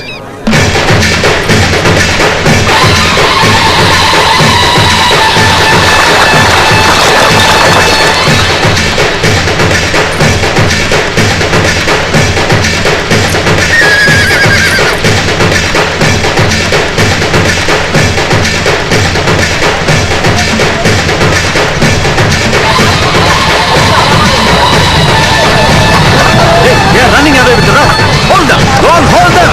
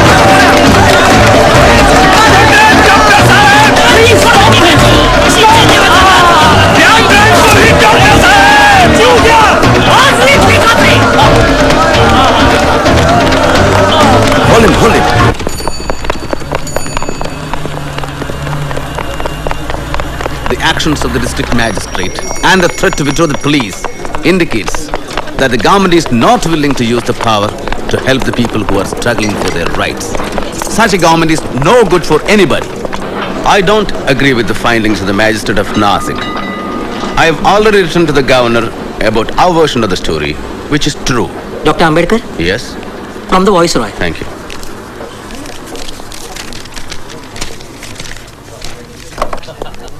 Oh, it's an invitation to the Round Table Conference in London. Congratulations. Thank you. Congratulations. Thank you. Dear Chitre, Congress and Gandhi have boycotted the Round Table Conference. Congressmen hate and curse those who are going to attend it.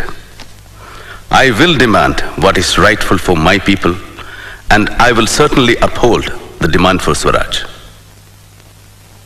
Selection of the representatives of the committee and Prime Minister's intervention. Mr. Chairman and respected delegates of the Round Table Conference, my colleague Rao Bahadur Srinivasan and I have the honor to place before you the point of view of the depressed classes of India who represent 1/5 of the total population of British India. Our point of view is this: the British government in India should be replaced by a government of the people, by the people, and for the people. The depressed classes have traditionally welcomed the British as their deliverers from the tyranny and oppression of the Orthodox Hindus. Before the British, we could not enter the temple. Can we enter now? Before the British, we were denied entry into police and military forces. Is that career open to us now? Our wounds have remained as open sores, and they have not been righted, although 150 years of British rule have rolled away. The Hindus claim them only to deny them appropriate rights. The Mohammedans refuse to recognize their separate existence because they fear that their privilege may be curtailed by the admission of a new arrival. Depressed by the government, oppressed by the Hindus, and disregarded by the Muslims, we are left in a most intolerable position of utter helplessness to which I am sure there is no parallel.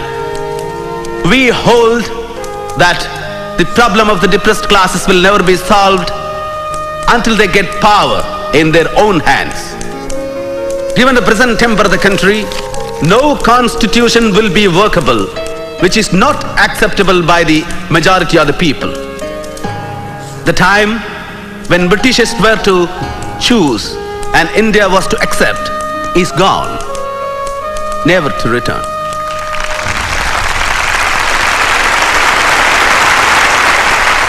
Dr. Ambedkar, the man of the hour. Yours was the best oratory of the entire conference. I only said what was true. My boy, I'm so proud of you. I remember the first time we met, like it was yesterday. Well, I must go now. Thank you. Well done.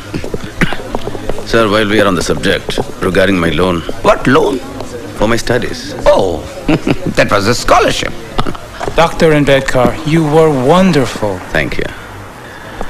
That is what I thought, sir. But the Divan has been writing to me for the past 6 years, asking me to repay the loan. He has even written to the college where I teach. That is preposterous. I'm terribly sorry, my boy. I'll take care of this. Our London radio correspondent says Dr. Ambedkar made a great impact on the British Parliament. The foreign press is eager to meet him when he arrives in Bombay. Thank you for agreeing to talk to me. My pleasure. Dr. Ambedkar, I've been following your movement for a long time, and there's something I don't understand. You have been an opponent of the Congress Party.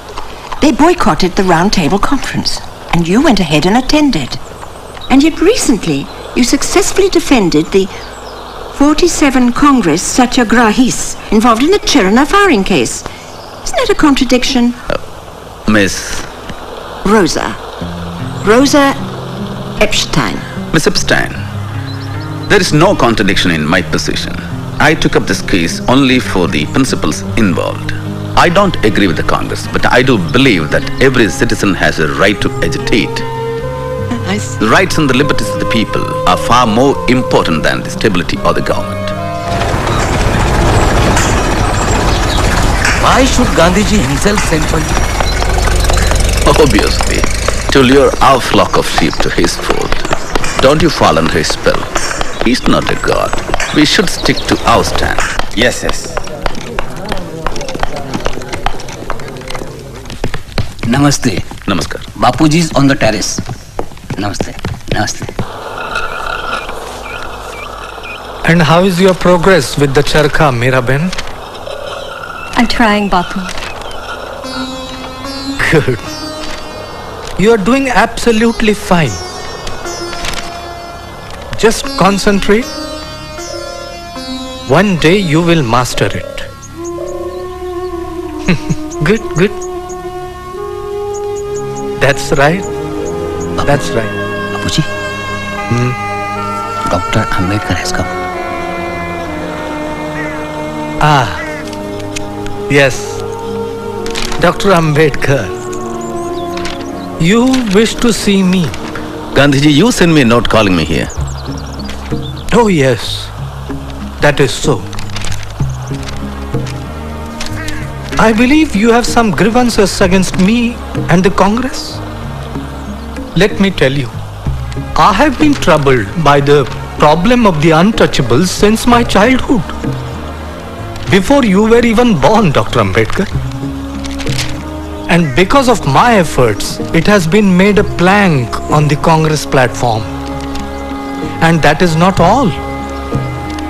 We have spent not less than 20 lakhs on the upliftment of the untouchables. So it is really surprising that men like you should offer opposition to me and the Congress? Frankly, Congress has given only formal recognition to the problem. Hypocritical. Empty words that have no meaning. You said Congress spent 20 lakhs. I say it was all a waste. If Congress was sincere, it would have made removal of untouchability a condition to becoming the member of the Congress, not to wear qadar. You say the British government does not show a change of heart. I say that the Hindus have not shown a change of heart either. As long as they all remain adamant, we will believe neither the Hindus nor the Congress nor any Mahatmas. History tells us that the Mahatmas are like fleeting phantoms. They raise dust, but raise no levels.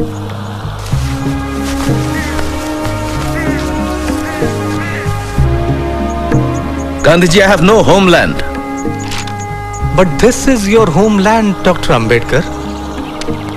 And from the reports that have reached me of your work at the Round Table Conference, I know that you are a patriot of sterling worth.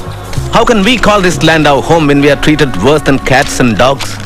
And the injustices inflicted upon us are so enormous that if we should ever be disloyal, the fault will lie with this land and not with us.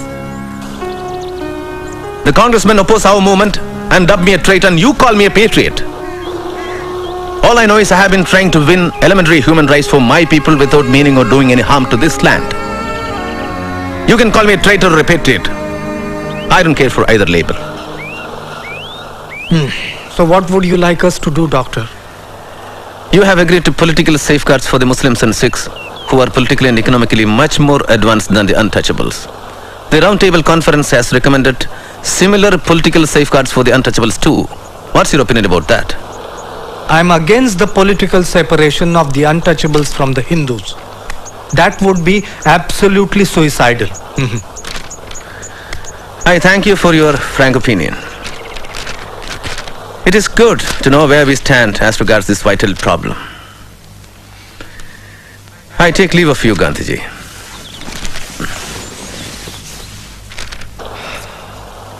What impatience! Mahadev Bhai? Yes, Bapu? Why do you think he said he has no homeland? Perhaps being a Mahar, he feels... Dr. Ambedkar is a Mahar? The whole world knows this, Bapu. The whole world might know, but I didn't. Why didn't anybody tell me about it?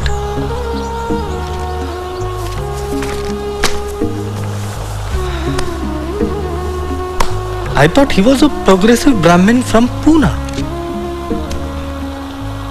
Mr. Gandhi left for London today to attend the Round Table Conference. He expressed his views to the press that the delegates were not chosen by the nation, but were chosen ones of the British government. Mr. Gandhi's participation does not substantially alter our position. Our first priority is to arm the repressed classes with political power. That is the only way. But Dr. Ambedkar, don't you think that education will change the situation of the untouchables? Have you been speaking to Mr. Gandhi? I am the most educated person amongst us. Still, I am treated as an untouchable in society. What demands are you going to make? We demand a complete partition between ourselves and Hindus. And how do you propose to do that? In the future Constitution of India, the depressed classes should be given a fundamental right declaring untouchability to be illegal and punishable by law. Mr. Gandhi said that the separate electorates will perpetuate the stigma and untouchable will remain untouchable. Let him say that. You cannot untwist a 2,000-year-old twist of human mind and turn it in the opposite direction. Oppressors never become saviors, which is why I want political power. Not well-meaning words, not good intentions, and no charity. What support do you have to get rid of it? Mr. Chairman, I know what is on the minds of the delegates. The question of representation claimed by minority communities. We are reconciled to giving the Muslims and Sikhs special treatment. There are sound historical reasons for that. But as far as the untouchables are concerned, I and Congress strongly resist any special representation to be given to them. Untouchables are a part of Hindu religion and cannot be separated from it. Thank you. Declaration of war against us. Yes. Fame, what happened? He has asked for an adjournment of the minority committee. I hear that he is planning to make a deal with the Muslims. What sort of deal? Congress will accept the Muslims' 14-point demand if the Muslims opposes. I don't understand. But why would he go to such lengths? He's supposed to be a great saint. Surely he can see the justness of your cause. Saint? He is a seasoned politician, my dear. When everything else fails, Gandhi will resort to intrigue.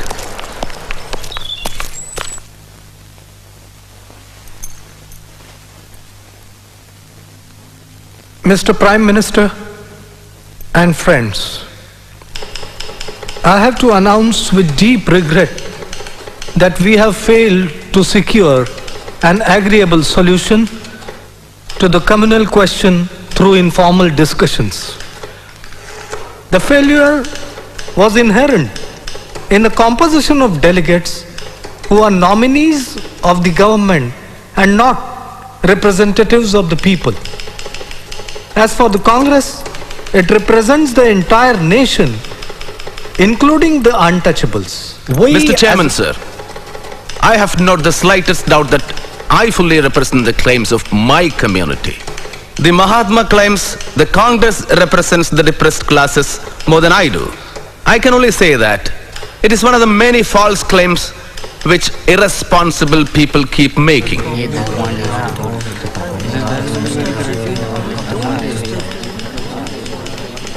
Even these telegrams coming to me from various parts of India, sent by the depressed classes, express no confidence in the Congress movement. And they condemn the methods adopted by the Congress workers. Let me make another point very clear, Mr. Prime Minister. The depressed classes are not clamoring for a transfer of power in India. But if that does happen, it should not fall in the hands of a few, an oligarchy or a group of people. The power should be shared by all the communities in their respective proportions.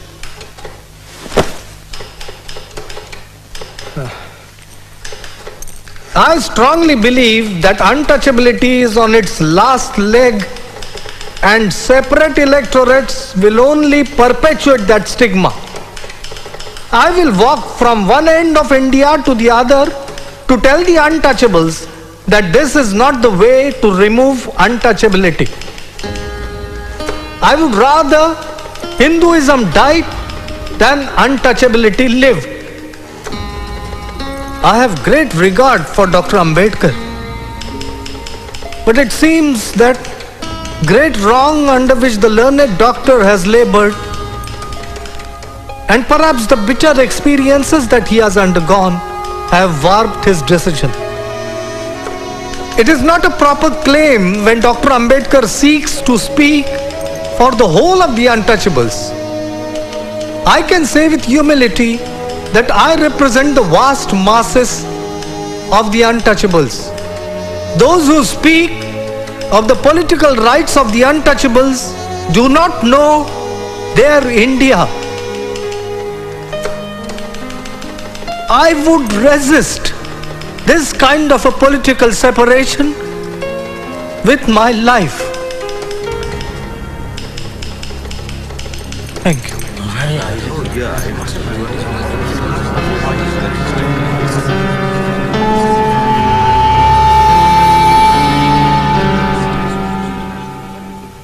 The government will not allow community differences to prevent it from producing a constitution.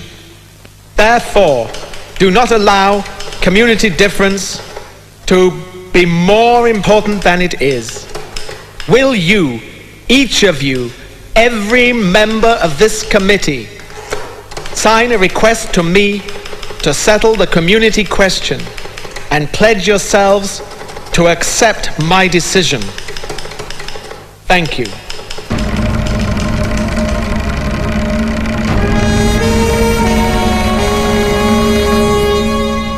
British Premier Mr. MacDonald announced the communal award granting separate seats to the depressed classes.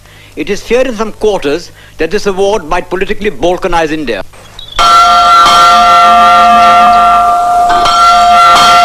So we felt it our duty to safeguard the rights of the depressed classes to a fair proportion of representation in the legislature.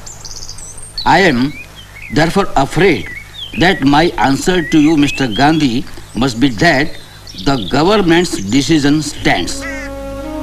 And ask yourself seriously the question whether it really justifies you in taking the action you contemplate. Yours very sincerely, Ramsay MacDonald.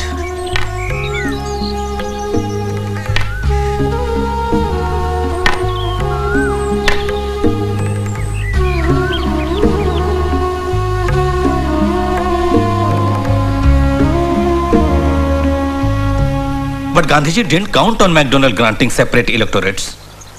Muslims and Sikhs and Christians too are given separate electorates. Why doesn't he object to those? Why does he have to take it out on us alone? The Mahatma's ways are unfathomable to us mere mortals. But the Mahatma is not an immortal person, nor is the Congress. Instead of fighting Mahatma, why don't you believe that he is sincere in his pledge to remove untouchability? There have been many Mahatmas in India whose sole objective was to remove untouchability. Every one of them failed in his mission. Mahatmas have come and Mahatmas have gone, but the untouchables have remained untouchables. Ambedkar! Ambedkar!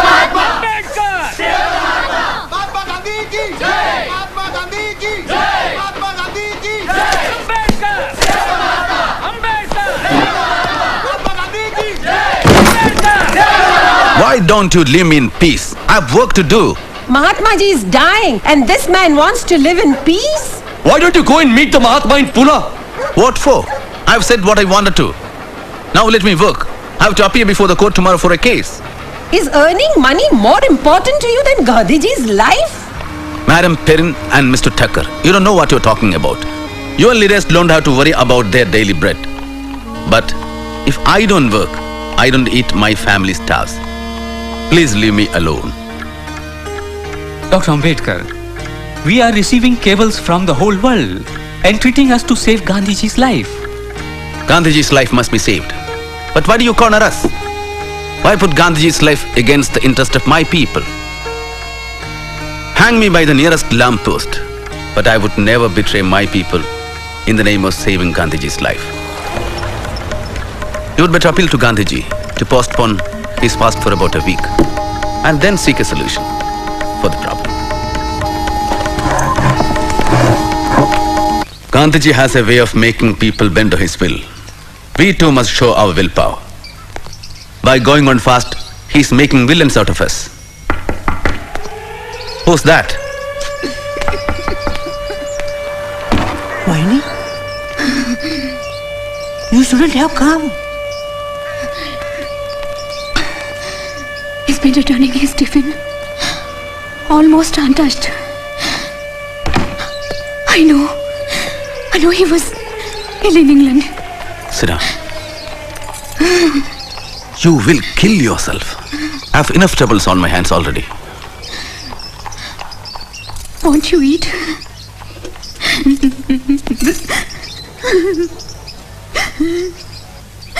It's almost 12. The fast will begin now.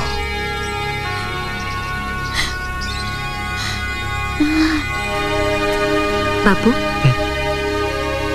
Thank you.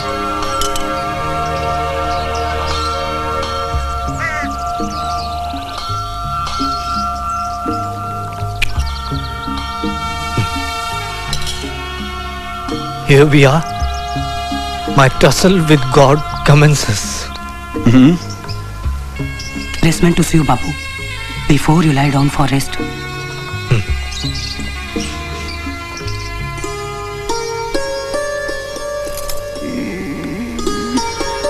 Ramu, Thank God God you've come. Lie down, lie down, lie down. I'll bring you food. No. Emma, you lie down. I'll bring him food. Lie down. Are you taking medicines regularly? Why do you fight Gandhi, Baba? That's my lot. If I don't wish, I'll be left high and dry.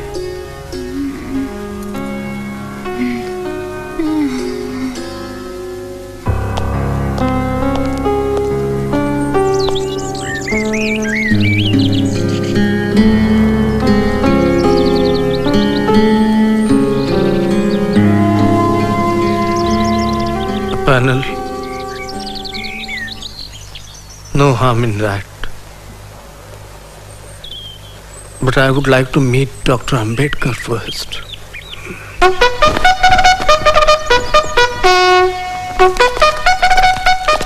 Here he comes.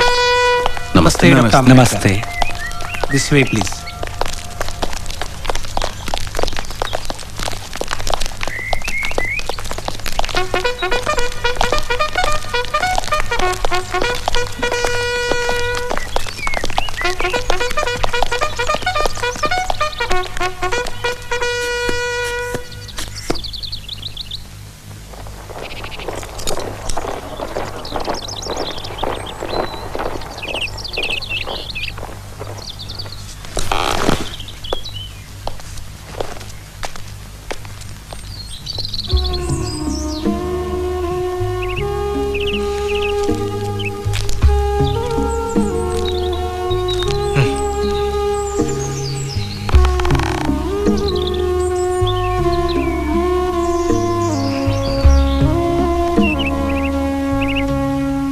Gandhiji, you have been very unfair to us.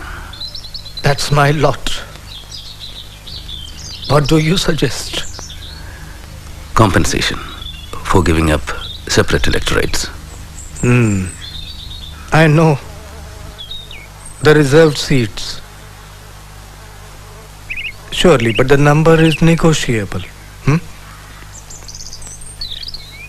Let me tell you, Ambedkar, I'm fully with you. You are an untouchable by birth. I consider myself untouchable by adoption. And I also know that you want to save my life. Yes, Gandhiji. You know, I'm not adamant on separate electorates as a matter of principle. The purpose is to enable a minority to select candidates to the legislature who will be its real, not nominal representatives. Excellent. But why a panel for some seats and direct elections for others? Surely that will create an artificial division for the depressed class members and divide the community. Why not have primary elections through panels for all the seats? All right. I make that concession. Panels for all seats. Good. Now make the panel of 5 instead of 2. And let me give you my word, Ambedkar. From now on, my entire life will be devoted to the total eradication of untouchability. Now, you may discuss the details with these friends.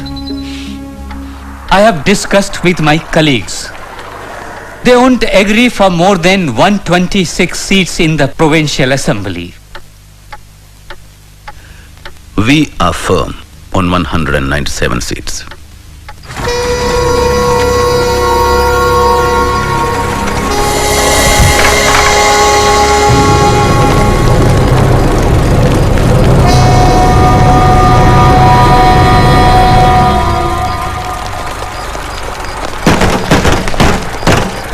Dr. Ambedkar! मान जाओ! Dr. Ambedkar! मान जाओ! Ambedkar! देशद्रोही! Ambedkar! देशद्रोही! Ambedkar! Ambedkar! Ambedkar!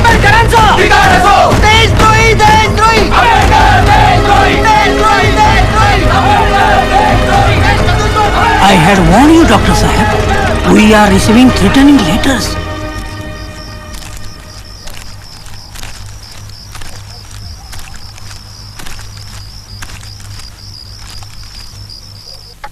So, we are agreeing for 148 seats and 10% of the Hindu seats in the Central Assembly. Primary elections should terminate by the end of 10 years. The question of reserve seats should be settled by a referendum in a further 15 years. Dr. Ambedkar, the evil of the resource seats and separation will be perpetuated by making its removal dependent on the will of the depressed classes.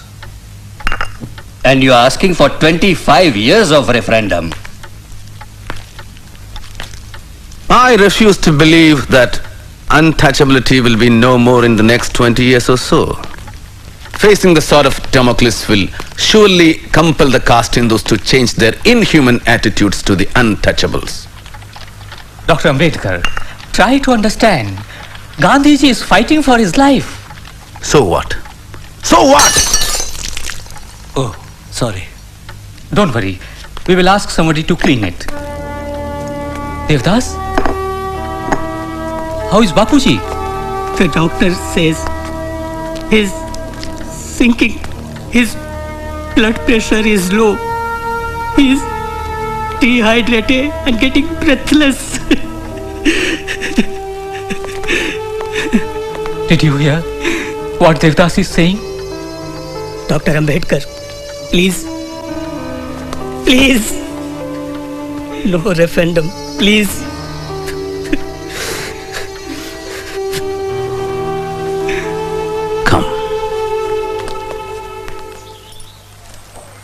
I have given many concessions, Bapuji. From 197 seats to 150, 18% in the central legislature and 4 in the panel. Surely untouchability will not vanish in 15 or 20 years just because of this. I propose a referendum of the depressed classes in 10 years on this issue. But these people are opposed to that. You mean putting the matter of caste Hindus on trial? Not a bad idea. But why wait for so long? Huh? Why not 5 years? Need I tell you the anguish and resentment of the untouchables against centuries of wrongs and oppressions at the hands of the Hindus? And do you think, Bapuji, 5 years? Yes. I know. You have a right to demand safeguards. But from my fiery bed, I beg you to be lenient, Ambedkar. I seek a reprieve for caste Hindus. Their conscience is aroused, Ambedkar. Statutory measures at this point will only delay the process of heart cleansing and self-purification. But Bapuji... All right. The referendum, but within 5 years. Huh?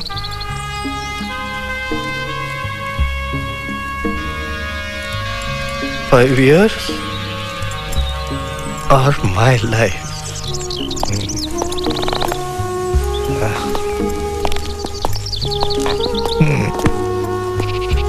Dr. Ambedkar, we should leave.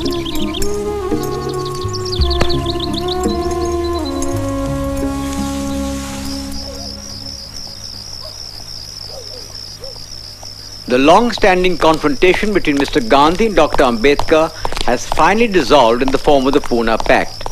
Dr. Ambedkar has agreed to sign it without the condition of a referendum. He and Pandit Malviya will sign it. This will bring to an end Mr. Gandhi's long fast. कर्मण्येवाधिकारस्ते मा फलेषु कदाचन मा कर्मफलहेतुर्भू मा ते संगोऽस्त्वकर्मणि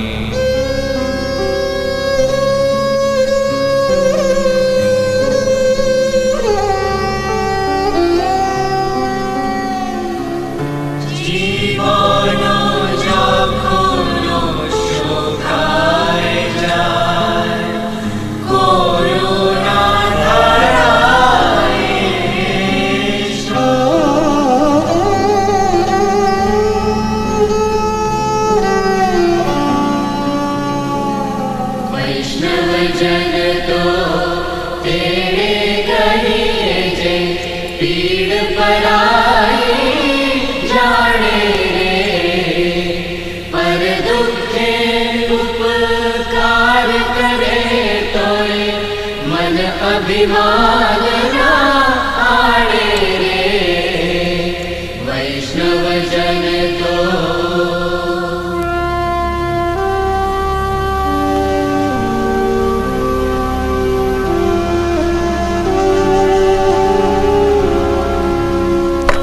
Dr. Ambedkar, once again you have caused a great furore. What can I say, Miss Epstein? It seems to be my lot. It would be no exaggeration to say that I am the most hated man in Hindu India today. I am represented as a traitor, cursed as a destroyer of Hinduism, branded as the greatest enemy of this country. But after the dust settles down and a review of my life is taken objectively by the future historians, perhaps they will acclaim my services to the nation.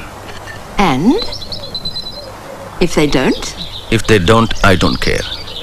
I know the depressed classes have implicit faith in my work. They'll hold me close to their hearts. Of that, I'm certain.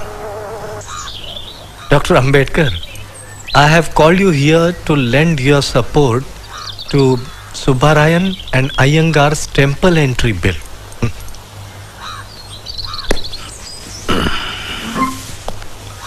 If I accept the temple entry bill, but agitate to abolish Chaturvarnan caste system, which side would you take?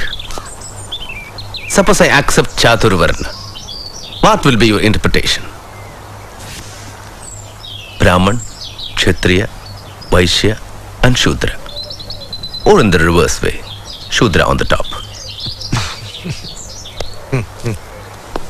Dr. Ambedkar, I am a Hindu not merely because I am born in Hindu fold, but I am one by conviction and by choice.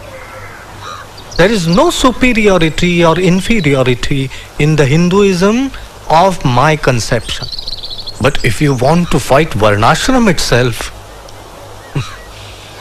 then I cannot be in your camp. Because I strongly believe Varnashram to be an integral part of Hinduism.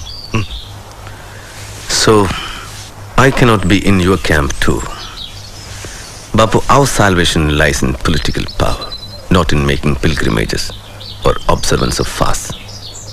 I'll take your leave now.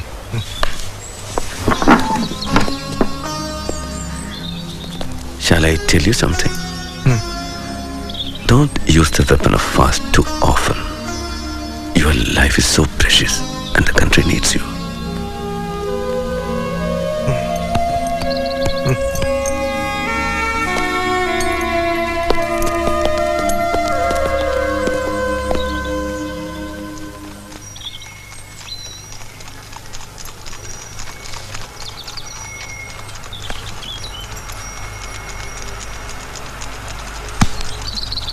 I know you love books. But this is madness. Sahib, you've built a house only for your books? Next week, I sail again to London for the Joint Parliamentary Committee.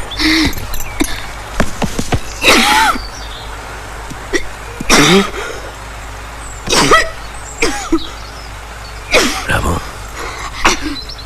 Come sit here.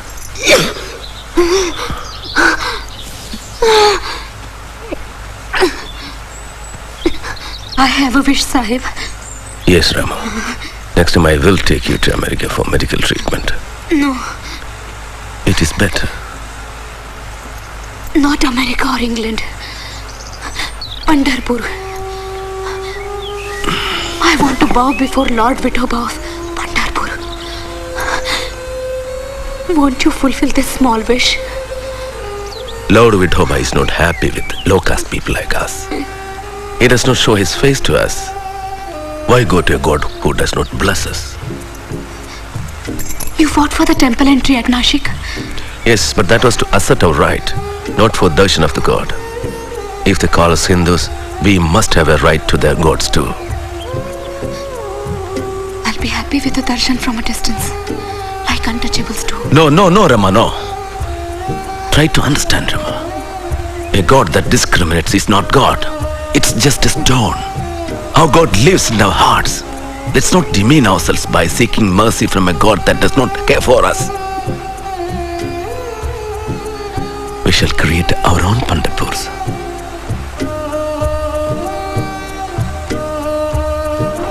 Dear Bhaurao, I am going through difficult times.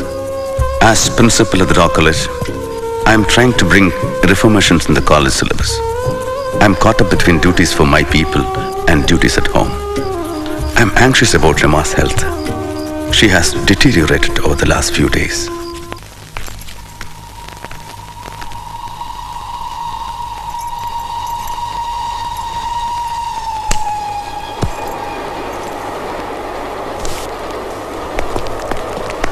I tried my best. Take this. You'll get well. No. Get well.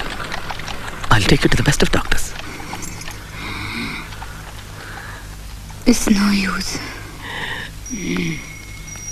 I'll make you happy. I'm happy. I'll die happy. I'm not afraid of death.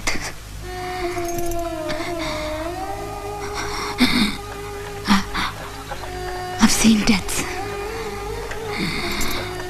My mother, father.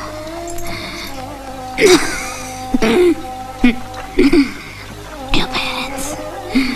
Hans. Your brother. Our 4 children. Ramesh. Gangadhar. Hindu. Rajratna. I've seen them die. Sahib.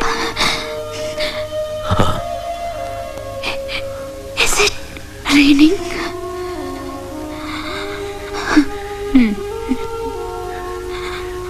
Yes, it's raining.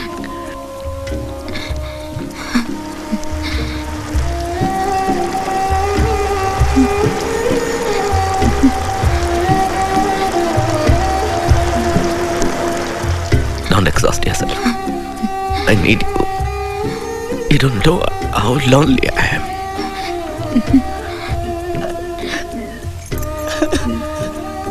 Don't despair. Keep fighting. Love you, Shwant.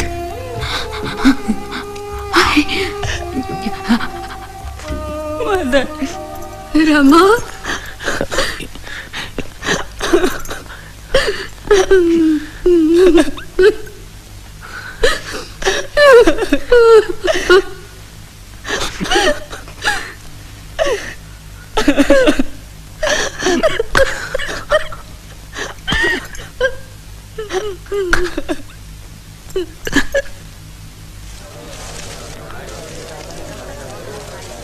Baba Sahib,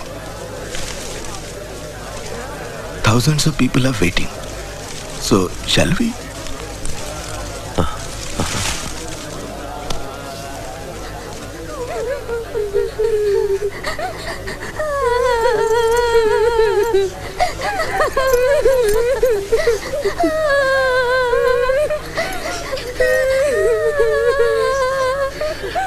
The last wish was to wear a white sari.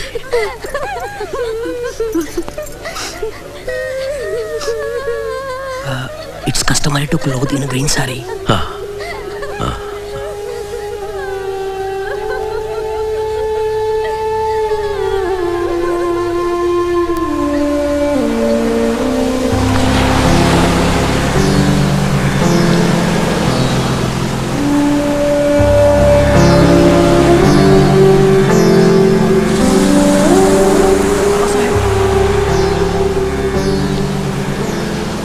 Baba Sahib, 400 untouchables of Kohinoor village are converting to Islam.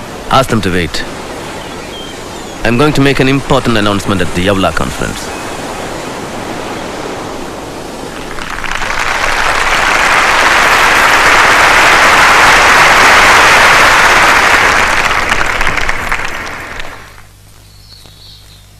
And thus, my unfortunate brothers and sisters, when I look back at the past 10 years of our movement, I despair of the future. Enough! We are no longer dumb animals. The time has come to put an end to this harassment and indignities. Let's leave this cesspool of castes which made us worse than worms. Break these shackles. Destroy the social prison. Let's choose a new religion which will guarantee us equality of status and opportunities. Unfortunately, I was born a Hindu untouchable. It was beyond my power to prevent that. But it is within my power to refuse to live under these humiliating conditions.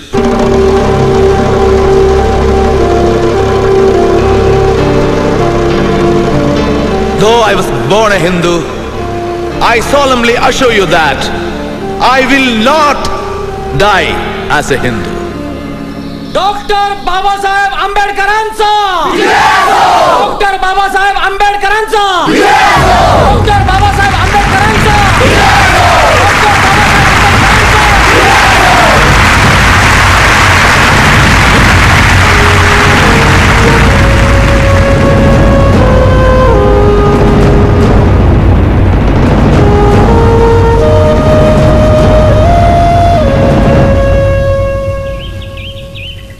This is an unfortunate decision. But religion is not like a house or a cloak, which can be changed at will. It is a more integral part of one's own self than of one's body. Dr. Ambedkar's bitterness clouds his vision. The millions of illiterate Harijans will not listen to him. Their lives, for good or evil, are involved with caste Hindus.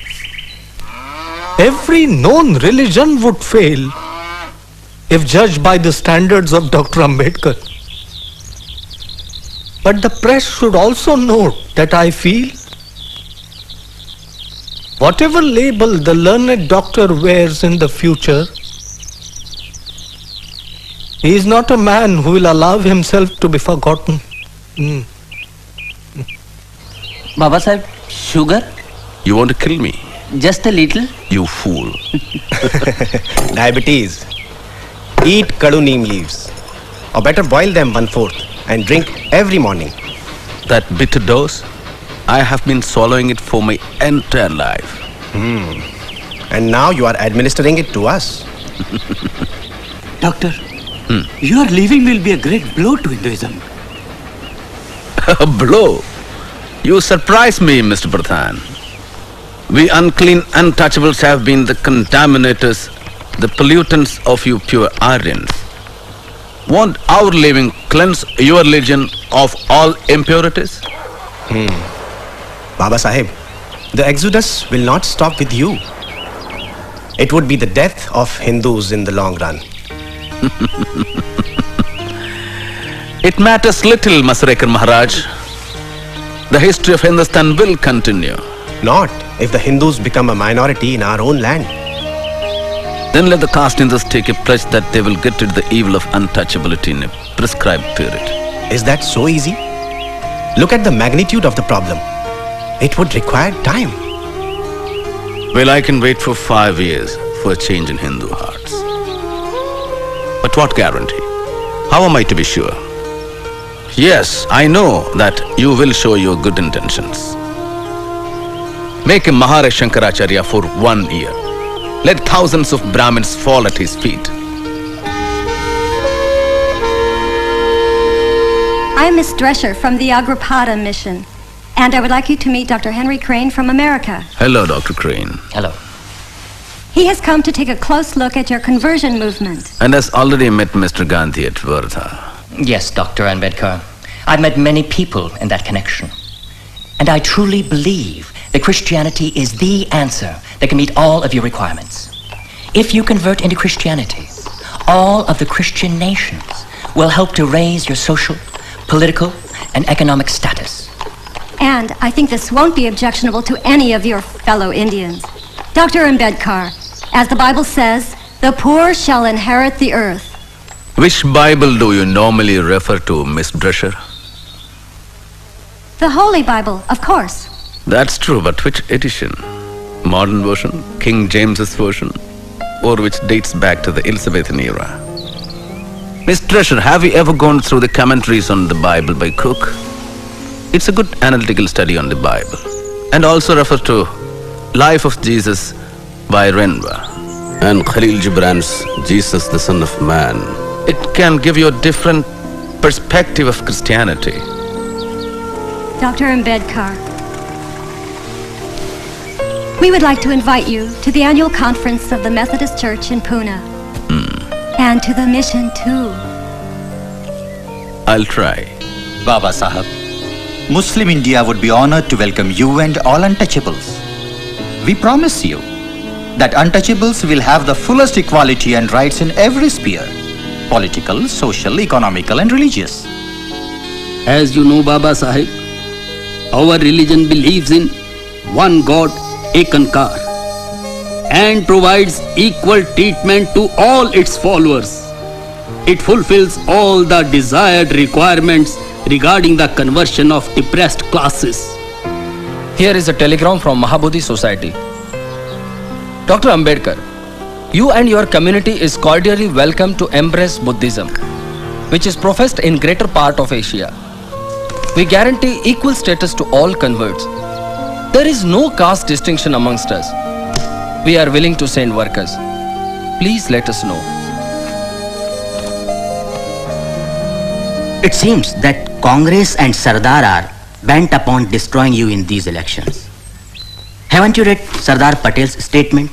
Yes. No concessions under the communal awards if we convert. Look, doctor, I have not come here as your friend.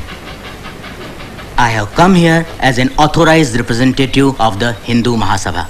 We know your views and your patriotism. We know that you will never convert to Islam or Christianity. Do not take me for granted. I don't need a certificate of patriotism. And I know the culture and history of this country better than many of you. Yes, it is my contention that the conversion to either of these faiths would fundamentally alter the political and cultural equation here. But how does it concern us if we have no stake? Doctor, we shall fight tooth and nail to protect your concessions. Even if you convert to Sikhism, the Hindu Mahasabha will give you a written commitment. How diabolical, you old Brahmin bandicoot.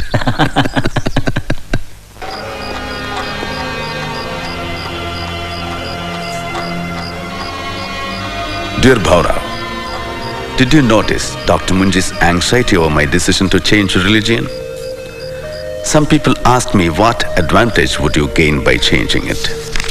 My answer to them is, just as Swaraj is necessary for India, so is change of religion necessary for the untouchables. The underlying motive in both is the desire for freedom. The Congress Committee has reiterated Mahatma Gandhi's principle of non-violence while giving Britain support in a war efforts, but only on the condition of an assurance of complete freedom for India.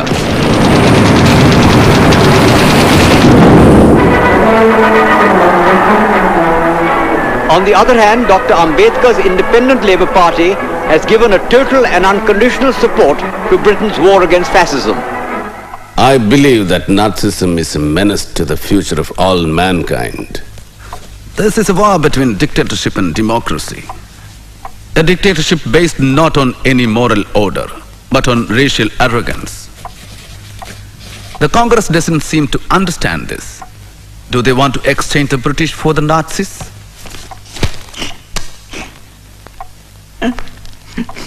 Are you all right, Miss Epstein? As you probably know, I am Jewish, originally from Germany. My family is still there. They have been reported missing. They may be in hiding. I fear for them. I'm so sorry. Dr. Ambedkar today expressed his views that there was nothing wrong in sharing power with the British government. He added that without their support, he would never have been able to solve the labor problems or establish the People's Education Society.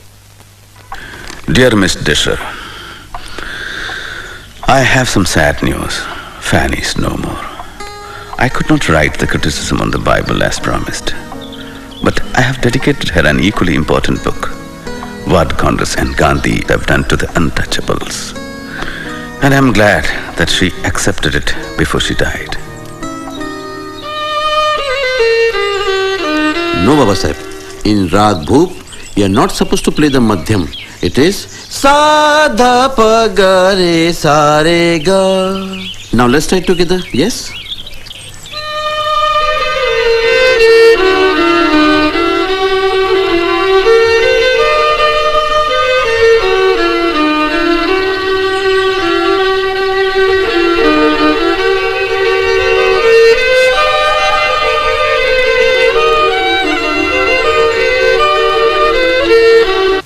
Mr. President, sir, this Constituent Assembly declares its firm and solemn resolve to proclaim India as an independent, sovereign republic and to draw up for her future governance a constitution wherein the territories will be governed by the country. In substance, my amendment proposes we postpone passing this resolution to a later stage to enable the Muslim League and the Indian states to participate, if they choose so, in the deliberations of the Assembly. Now, I call upon Dr. Ambedkar to take the floor.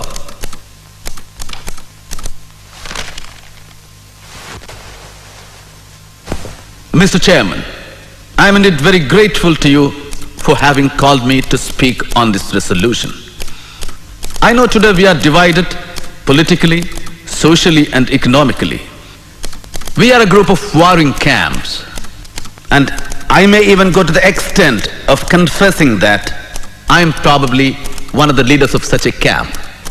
But sir, with all this, I am quite convinced that nothing in the world will prevent this country from becoming one. I have no hesitation in saying that, notwithstanding the agitation of the Muslim League for the partition of India, someday enough light will dawn upon them, and they too will begin to think that a united India is better even for them.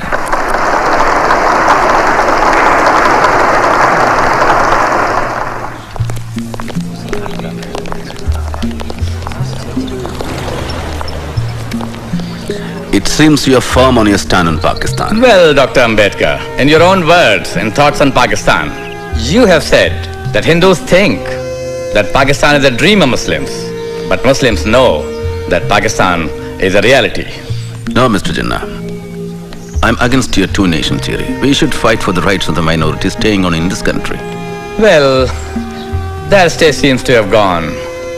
Now Pakistan is going to be a reality.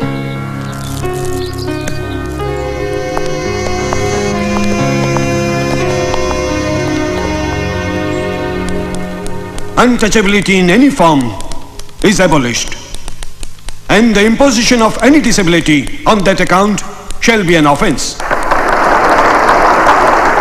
Mahatma Gandhi की जय, महात्मा गांधी की जय, महात्मा गांधी की जय, महात्मा गांधी की जय, महात्मा गांधी की जय।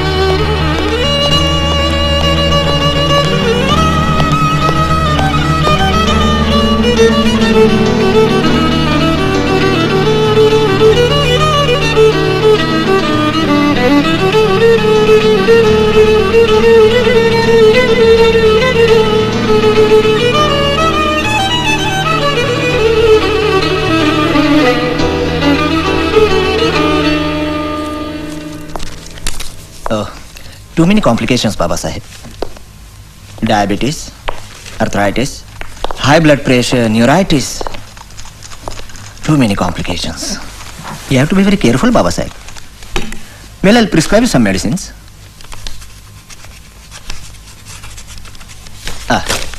Meet my colleague, Dr. Sharda Kabir. She'll explain you about the diet and other things. Doctor, excuse me. I have to see some patients. I'll be back again.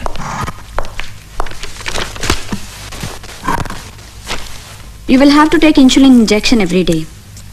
Besides that, diet and exercise is a must. How is it possible? But you must do it if you want to live longer. Your people, this country, they need you. If you want, I can come to your home and explain this to your wife. I lost my wife 12 years ago, young lady. Oh, I'm sorry. But there must be somebody at home to look after you. No, I have no one.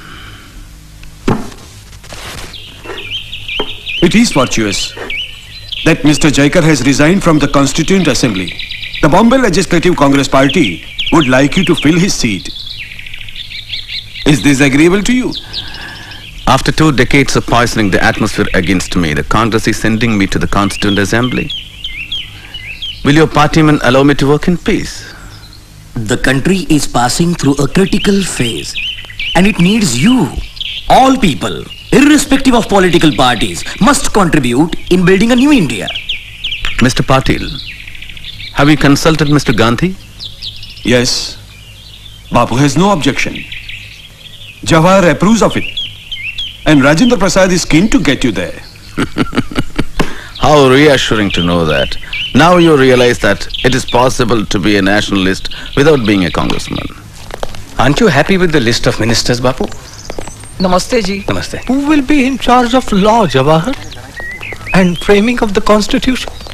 For the constitution, we are consulting experts all over the world. All over the world? I think a sufferer should write the constitution of free India. How about Dr. Ambedkar, Jawahar?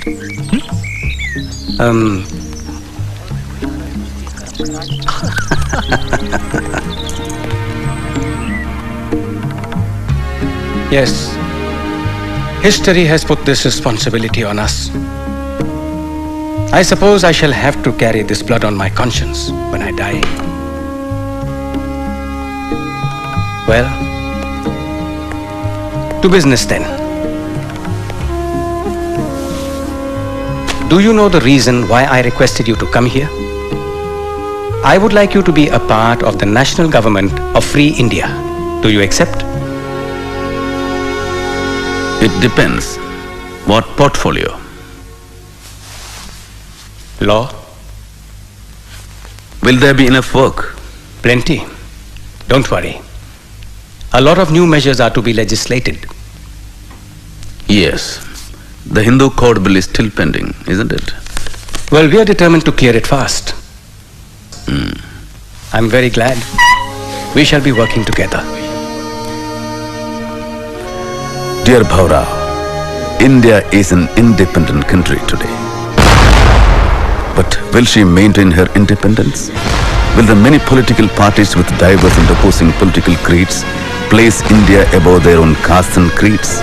We must be determined to defend our independence to the last drop of our blood. Your blood sugar is so high? No more sugar for you. Who makes tea for you? They tried to remember, but... No, you can't afford to be careless. No more fruits and no more rice. At least for a fortnight. And you need a checkup for next week. There's a meeting of the drafting committee in Delhi. I have to be there for a week. I wonder who is going to take care of you in Delhi. Dear Chitre, my work in the draft constitution has increased a great deal. And on the other hand, my health forbids me the slightest of strains. I have considered your suggestion of having somebody to look after my health sympathetically. I have decided to marry Dr. Sharada Kabir.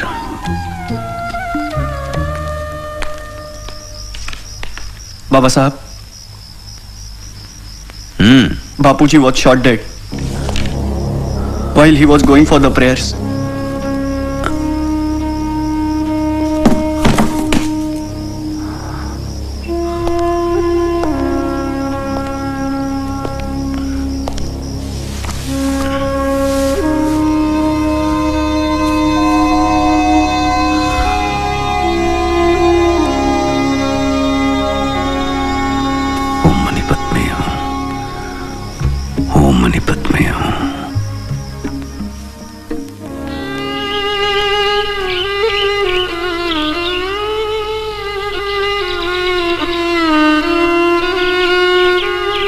Dr. Ambedkar, you sign first. Then she will sign.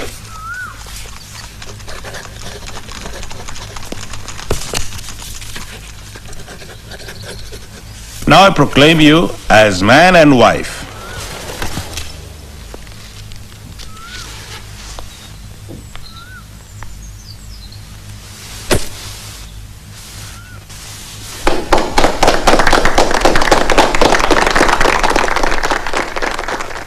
Mr. President, sir, I introduce the draft constitution settled by the drafting committee and move that it be taken into consideration. Mr. President, sir, I am one of those in the House who are aware of the amount of work and enthusiasm that Dr. Ambedkar has brought to bear on the work of drafting this constitution. The House is perhaps aware that of the 7 members nominated by you, one had resigned and was not replaced. One was away in America and his place was not filled up. And another person was engaged in his state affairs, and there was a void to that extent. 1 or 2 people were far away from Delhi, and perhaps reasons of health did not permit them to attend. So it happened ultimately that the burden of drafting this constitution fell on Dr. Ambedkar, and I have no doubt we are grateful to him.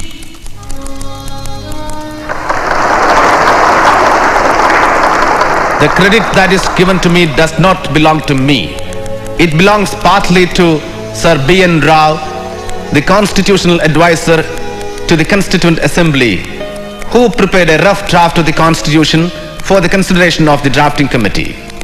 A part of the credit must go to the members of the drafting committee also.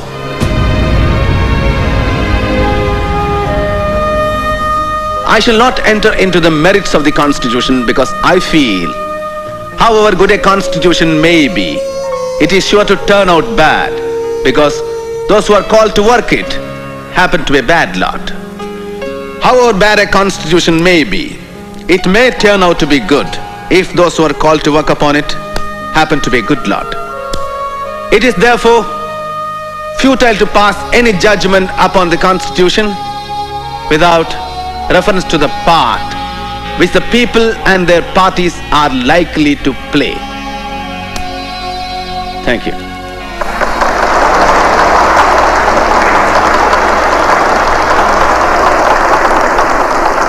And sitting in this chair and watching the procedures from day to day, I have realized what no one else could have, with what rare zeal and devotion the members of the drafting committee and especially its chairman, Dr. Ambedkar, irrespective of his indifferent health, have worked. In spite of factual objections, Nehru is strongly in favor of the passage of the controversial Hindu Code Bill that was put forward by Dr. Ambedkar, whose aim it is to improve the woman's lot. He believes the barometer of an enlightened society can be discerned by the status of its women. Murdabad! Murdabad! The Hindu Code Bill is an insult to Hindu Dharma Shastra. It casts aspersions on our hoary traditions and Shastras. What does Dr. Ambedkar know of Hindu Dharma Shastra? Does he know Sanskrit? Has he read Vedas? In a revenge, he's out to destroy the Hindu Dharma Shastra by one blow of this law. Are we going to allow an untouchable to touch our sacred God-given laws? Never! Never! We shall shed blood, an uncouth, unclean, untouchable, defiling the laws set centuries ago by Bhagwan Shri Krishna, Bhagwan Manu, Bhagavad Gita, Vedas and Upanishads. Don't touch Hindu laws! Don't touch Hindu laws! Ambedkar! Murdabad! Ambedkar! Murdabad!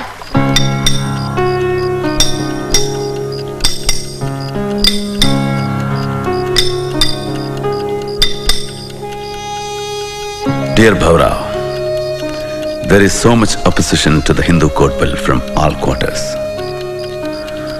The statue of Buddha that Madigalkar is making for Siddharth College is in its final stage of completion. And so is my decision to embrace Buddhism. I was always impressed by Buddhism since my childhood, as I had read Life of Buddha, a book written by Dada Kiluskar, a well-known writer, also my father's friend, which he gave me as a gift. Buddhism is the only religion that preaches the three principles of prajna, knowledge, karuna, compassion, and samatha, equality. Buddhism is the answer to the exploitation in the world. People today somehow try to relate Buddhism with communism. But communism is based on force and Buddhism is ahimsa. It's a democratic system, which is why I have made up my mind to advise the millions of untouchables to embrace Buddhism.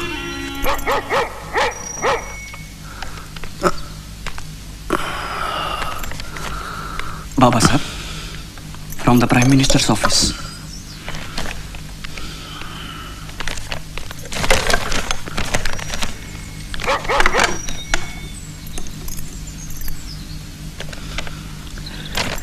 Read it. You know that we have a good deal of opposition to the Hindu Code Bill both inside and outside the House. With the best will in the world, it cannot be passed in this session.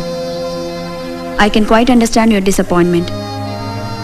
Even the marriage and divorce parts of the bill had ultimately to be postponed. Atrocious. Ratu, come and take dictation. For a long time, I have been thinking of resigning my seat from the cabinet. The only thing that held me was the hope that it would be possible to give effect to the Hindu Code Bill. But with its demise, even the marriage and divorce part of it is killed. I see no purpose in me continuing as a member. The Hindu Code Bill was the greatest social reform measure ever undertaken by the legislature in this country. To leave inequality between class and class, sex and sex, as in Hindu society, untouched. And to go on passing legislation on economic reforms is to make a farce of our constitution and to build a palace on a dung heap.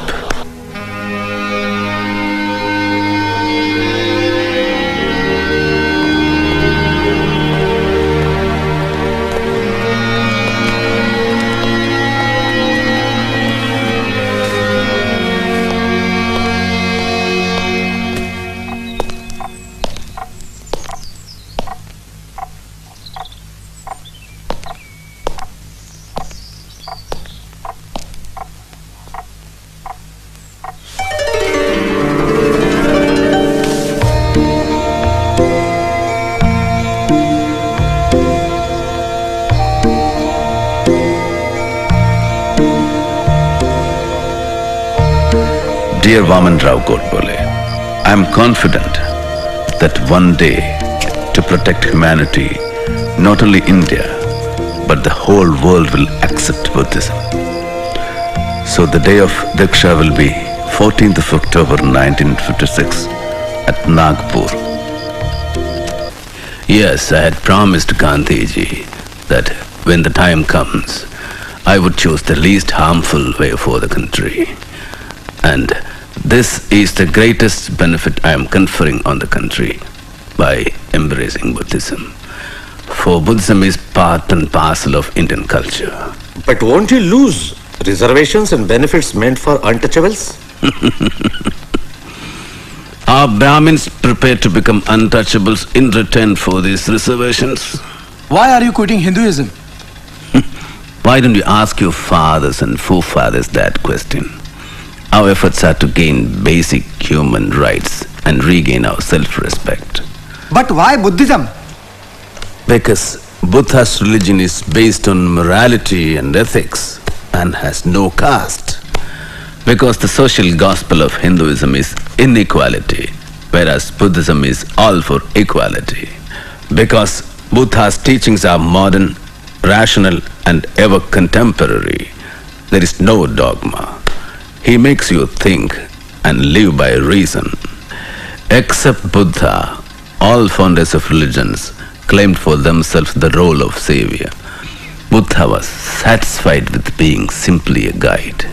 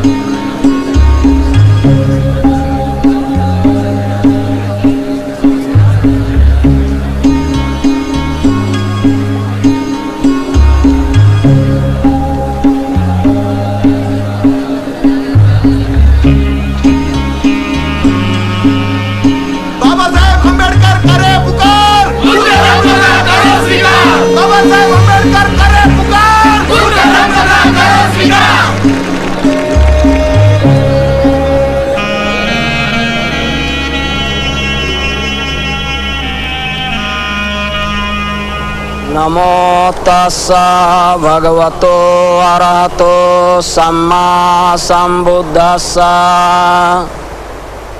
नमो तस्सा भगवतो अरहतो सम्मा संबुद्धस्सा नमो तस्सा भगवतो अरहतो सम्मा संबुद्धस्सा बुद्धं शरणं गच्छामि धम्मं शरणं गच्छामि संघं शरणं गच्छामि पानातिपाता वैरमणि सिक्खापदं समादयामि आदिन्नादाना वैरमणि सिक्खापदं समादयामि कामेषु मिच्छाचारा वैरमणि सिक्खापदं समादयामि मूसावादा वैरमणि सिक्खापदं समादयामि सुरामेरया मज्जपमादठाना वैरमणि सिक्खापदं समादयामि साधु साधु साधु. My beloved brothers and sisters, I have renounced the Hindu religion and I am embracing the great Buddha and his Dhamma based on equality of man, knowledge, right path and compassion. Hear me, my brothers and sisters. I am no longer a Hindu, no longer an untouchable. I am a liberated human being, a free man, no longer a slave of a pernicious social system. And so, my brothers and sisters, I hereby take a pledge to dedicate my remaining life to spread the Dhamma, the light of Buddha, throughout the world. And now, my dear brothers and sisters, those of you who want to follow me unto the light shown by the great Buddha should rise and repeat the Saranatraya and the pledges after me.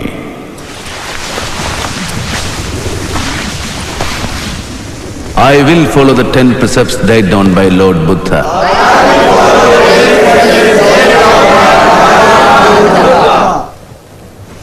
I will treat all animals with compassion.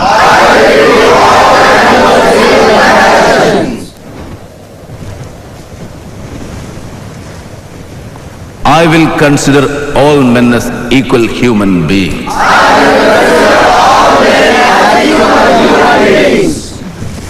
I will accept the Dhamma of Gautam Buddha and give up my old religion which was detrimental to the progress of humanity and which treats humans with contempt.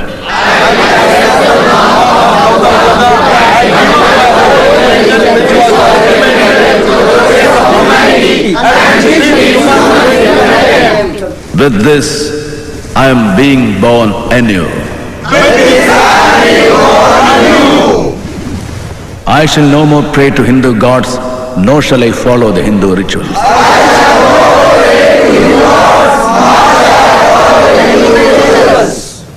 Henceforth, the three principles enumerated by the Buddha, knowledge, right path and compassion, shall guide my actions throughout my life.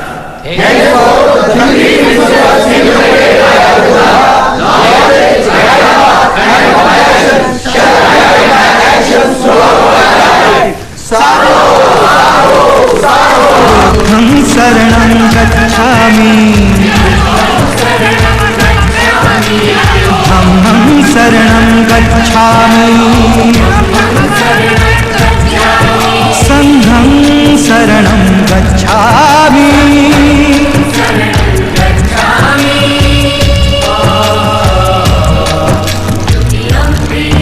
बुद्धं शरणं गच्छामि धम्मं शरणं गच्छामि संघं शरणं गच्छामि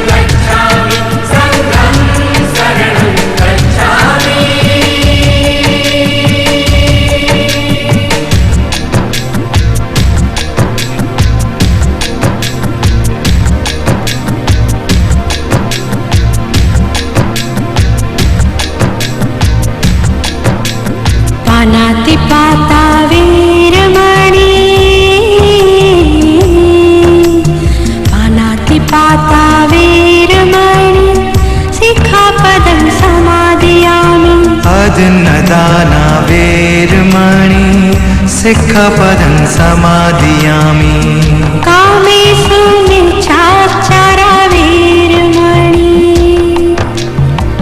सिक्खपदं समादयामि